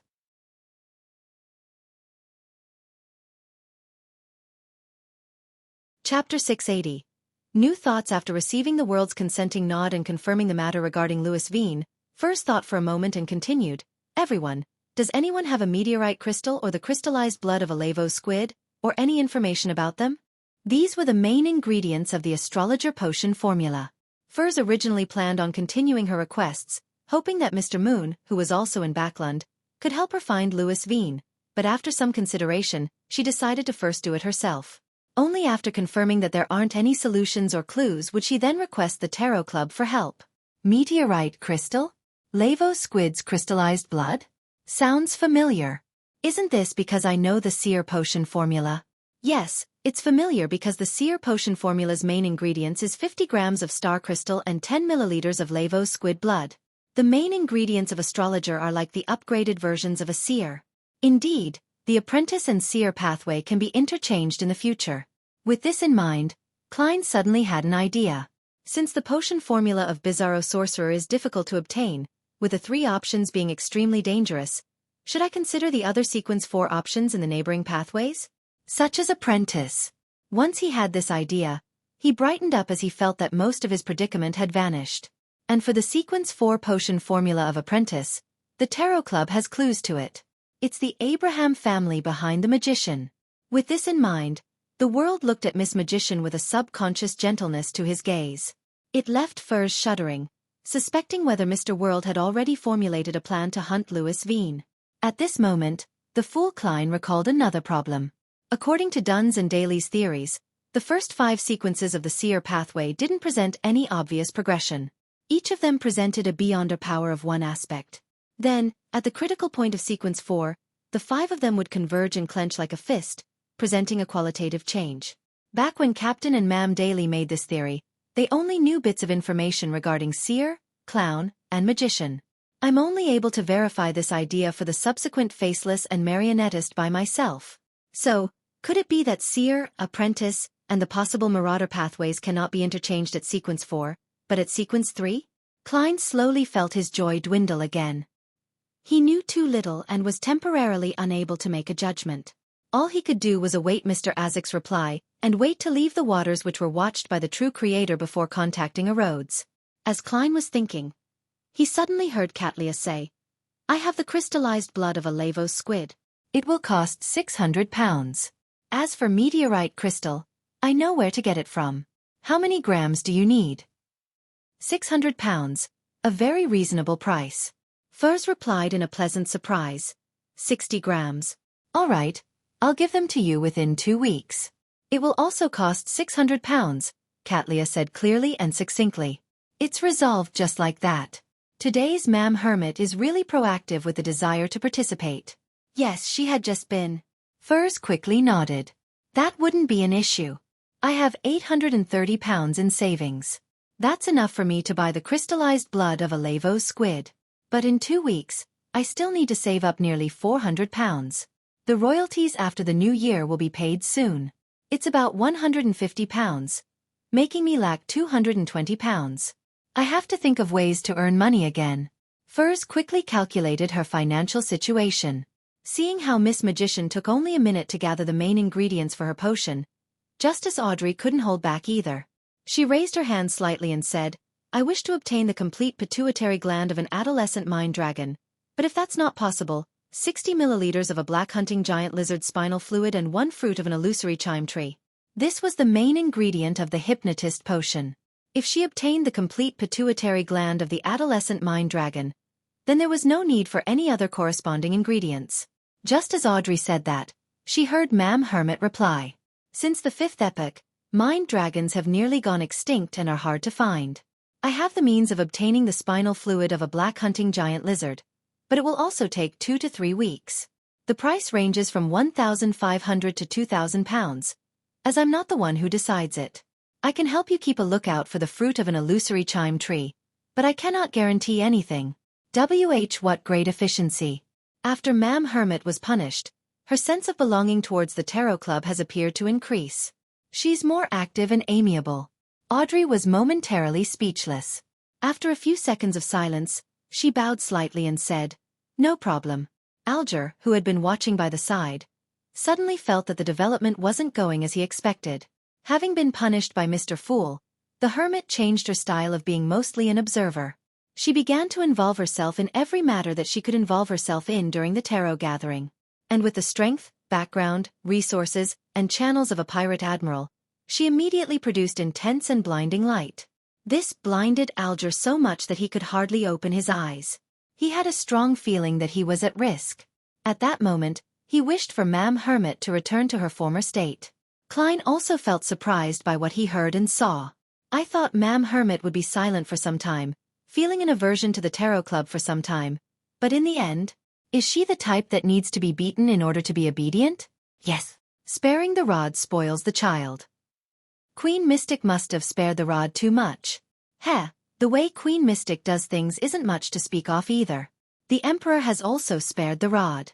As he lampooned, Klein controlled the world, making him survey the area before chuckling. "Does any one of you have the potion formula of the Seer Pathway Sequence 4? Or have any clues regarding it?" Sequence 4. Mr. World is beginning to advance towards the realm of a demigod? Audrey was surprised. She originally imagined that she was advancing sufficiently fast, and she felt a little proud about that. But now, she suddenly realized that she was falling behind. Mr. World has instantly become really lofty. Furs was similarly surprised. Although she felt that the silent, reserved, and unsocial Mr. World was a powerful beyonder, she believed that he was still very far from a demigod, from a Sequence 4. But to her surprise, he was already seeking to purchase the Sequence 4 potion formula. As expected of Mr. Fool's blessed. Alger sighed. Likewise, Emlyn and Derek shook their heads, expressing that they had never heard of the name of the pathway Sequence 4. Klein, who believed that he could obtain clues from the City of Silver or the Sanguine, could only helplessly retract the world's gaze. After a few seconds, Katlia said, "I need a drop of blood from a mythical creature, regardless of the kind." In the palace held up by stone columns, silence suddenly became the main symphony. Even the world didn't know the exact concept of what a mythical creature was. Klein didn't expose this point as he planned on inquiring about it to the people he could ask in the future. He controlled the world to remain silent for a few seconds before saying, "I'll keep an eye out." As this was a rare request from Ma'am Hermit, Justice and company also gave similar responses. All right. Katlia wasn't surprised by this outcome. The only reason why she made the request was to express her attitude of being integrated with the Tarot Club to Mr. Fool. She believed that this was better than trembling and being apprehensive at eliminating the after-effects of what had happened. After a brief pause, Derek was about to say something when Emlyn spoke out ahead of him. The Sanguine Baron chuckled. "The requests for our row is clear. He wants the Sun Sequence 6 Notary's potion formula, and Mr. Hanged Man wishes to obtain the Ocean Songsters." Upon hearing this, Klein suddenly felt a little guilt-ridden. When he first obtained Creeping Hunger, he had wished to quickly release the Priest of Light in it, and obtaining the Sequence 6 and 5 potion formulas of the Sun Pathway, so as to sell it to Little Sunday. Yet, he hadn't completed it all this while. "I'll walk around Toscarter's pier tonight. I'll find a pirate with beyonder powers who deserves to die or some gang leader to settle this emergency, regardless of which sequence they are. Or, I can directly release the Priest of Light." Klein made the world deliberate before saying, "I'll provide you with the notary potion formula in 3 days. Upon saying this, he looked at Little Sunday. "You can consider what item you wish to exchange for it." "All right, Mr. World," Derek replied in glee. As for the Ocean Songster potion formula which the Hanged Man needed, everyone didn't have any clues. Emlyn cleared his throat and said, "My request is different from the last one. I hope that you can help me find the believers of the primordial moon. Every effective clue will be rewarded with £100. A direct confirmation will be £500. He looked at Mr. Fool to make a request and, after obtaining his approval, he conjured 5 things that resembled bounty notices. Each person received a set of the 5 bounties. He and Derek didn't have one. Klein controlled the world to pick it up and casually browse through it. Gallus Kevin, Dandy, Lara, Windsor Bearing, Argos. They aren't weak at all. At the very least, they're equivalent to recently born vampires. He silently muttered to himself as he memorized the corresponding information. After completing this matter, Emlyn felt more confident about winning the competition. He leaned back casually and waited for the other members to issue requests. This time, no one spoke again. Upon seeing this, the fool Klein chuckled. Continue your free exchange. Instantly, Audrey, Alger, Katlia, and company cast their eyes at Derek. They remembered that the son had previously mentioned that he would have arrangements to join an exploration mission that involved the periphery of the giant king's court.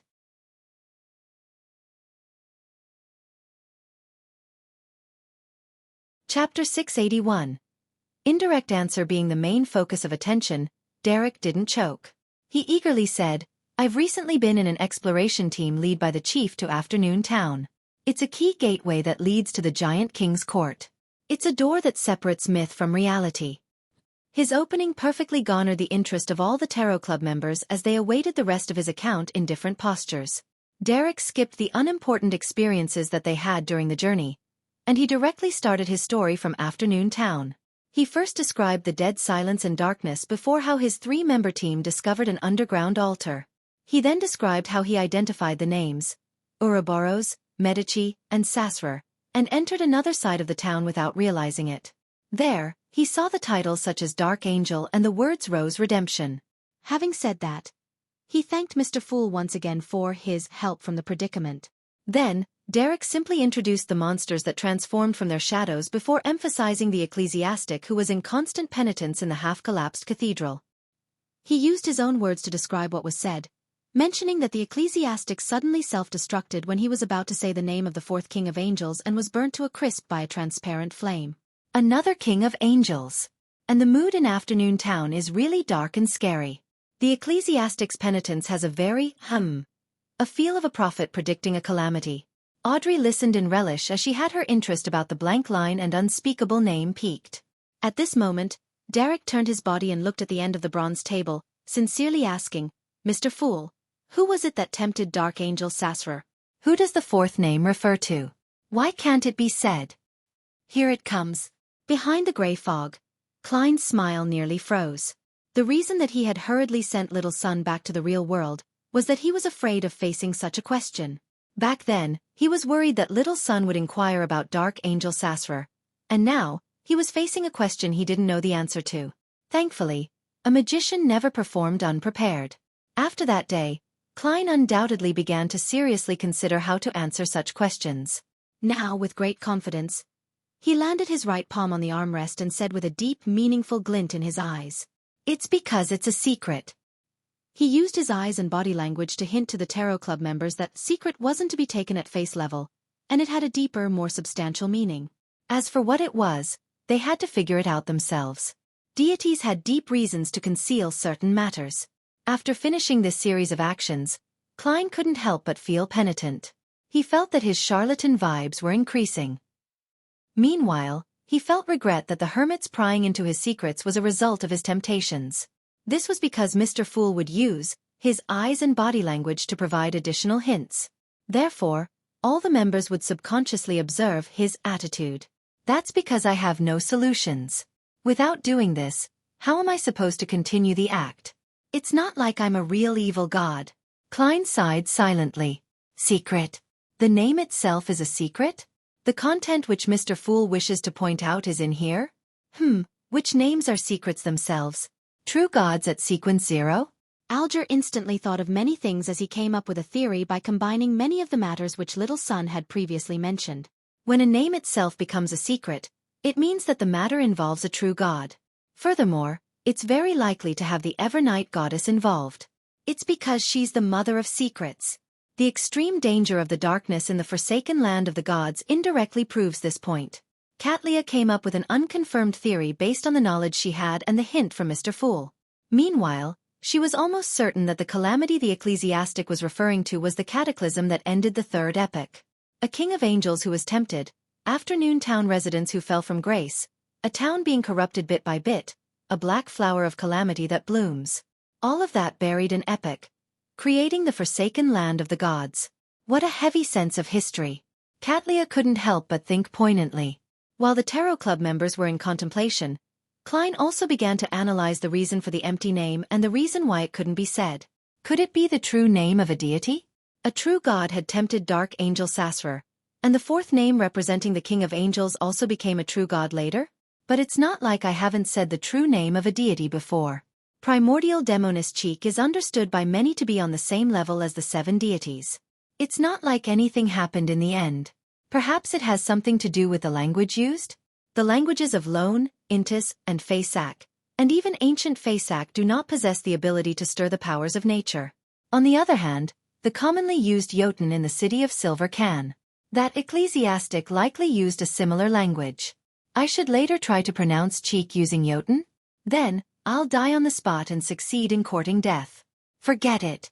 Besides, having a blank name and an unspeakable name means different things. I've no idea why. At this moment, seeing how Little Sun was still in a confused daze without understanding Mr. Fool's meaningful hint, Alger volunteered to give an explanation. The 2 names might separately represent 2 deities, so they cannot be said. Perhaps the true creator had tempted Dark Angel Sasrar, leading to the fall from grace of the few kings of angels and the residents of Afternoon Town. This brought about a great calamity. It's why he has a temple and statue in your forsaken land of the gods. The 4th name that corresponds to a king of angels might have benefited greatly from the calamity and succeeded in advancing to become a true god. This is similar to my guess, but they can't be confirmed. Katlia didn't supplement, as she didn't believe that their theories were facts. Audrey, Furs, and Emlyn listened attentively as they couldn't help but feel poignant that the Tarot Club often made things appear especially high-end when discussing such matters. Things like kings of angels, evil gods and real gods, or ancient secrets all depended on a single word. Is that so? I get it. Derek came to a realization as he earnestly thanked Mr. Fool once again. Just as he was about to turn around, he suddenly recalled something and worriedly asked, Mr. Fool, is the crux to leaving the forsaken land of the gods really in the Giant King's court? After all this time, he had already accepted Mr. Hangman's take that the region where the City of Silver was located was known as the forsaken land of the gods. That's what I believe, but the problem is that I'm unable to confirm it. To not search for the sea and switch to exploring the Giant King's court was likely Shepherd Lovia's suggestion. This can partially verify my theory, but it cannot eliminate the possibility that it's a conspiracy. The Fool Klein's smile nearly froze again. His thoughts raced as he quickly thought of a solution that didn't need him to give a direct answer without tarnishing Mr. Fool's reputation. He immediately gave a relaxed chuckle, turned his head at the hermit Katlia. Speaking of this matter, Bernadette already knows the method for entering the forsaken land of the gods. Katlia immediately recalled her vague memories of the dream and subconsciously looked at the end of the bronze table. It's that shadow? Before she finished speaking, she suddenly realized that she was sizing up Mr. Fool again. She hurriedly closed her eyes and said, My eye of mystery prying is instinctive. It can only be enhanced and not be deactivated. I need to rely on a mystical item to seal it. But it doesn't exist here. Is that so? Klein nodded gently. You can conjure a pair of glasses. Yes, Mr. Fool. Katlia followed the instructions and conjured a pair of glasses. During this process, Klein stirred a minute amount of the power above the gray fog and infused them into the pair of glasses. By the time Katlia wore them, she discovered that her eye of mystery prying had been sealed as she had expected. It was only at this point that Furs and company realized that Ma'am Hermit's eyes were extremely special. It had something to do with the prying of mysteries, and it didn't need to be activated to use it. It's no wonder we didn't notice it. Ma'am Hermit was severely injured because of her attempt to pry into the mysteries of Mr. Fool. Audrey moved her lips in enlightenment, having one of her questions answered. As for Alger, who recalled how the hermit had previously sized him up and how he had been wearing the clergy clothes of the Church of Storms, his face nearly darkened. Klein didn't wait for the members to calm down. He chuckled and replied to Katlia's previous question. It's that shadow. The shadow of the Giant King's court. So it's the shadow of the Giant King's court, Katlia muttered in pleasant surprise. Then, her mind went adrift as she thought. She likely also knows this answer. Derek spent a few seconds to digest the conversation between Ma'am Hermit and Mr. Fool, and he vaguely came to a realization. The key to entering the forsaken land of the gods had to do with the shadow of the Giant King's court. Therefore, the crux to leaving the forsaken land of the gods is really in the Giant King's court? Derek's heart palpitated as he bowed his head in excitement. Thank you for your answer, Mr. Fool. Phew. Klein silently heaved a sigh of relief. He felt that such a situation was extremely draining on his brain. Alger kept his emotions in check as he looked around before looking at the hermit. Where's the shadow of the Giant King's court? He didn't dare ask Mr. Fool, as his question about the forsaken land of the gods had previously been rejected. Katlia answered frankly, "In the waters on the easternmost front of the Sonia Sea. In the dream of the night time there. I happen to wish to share with all of you what I encountered this time." Audrey and Furs simultaneously slowed their breathing as they waited excitedly for Ma'am Hermit to recount her encounters, which were bound to be fantastic. You're tuning in to the Xueqi's Martial Arts Saga YouTube channel. Don't forget to subscribe and join us on this journey to catch the most captivating stories.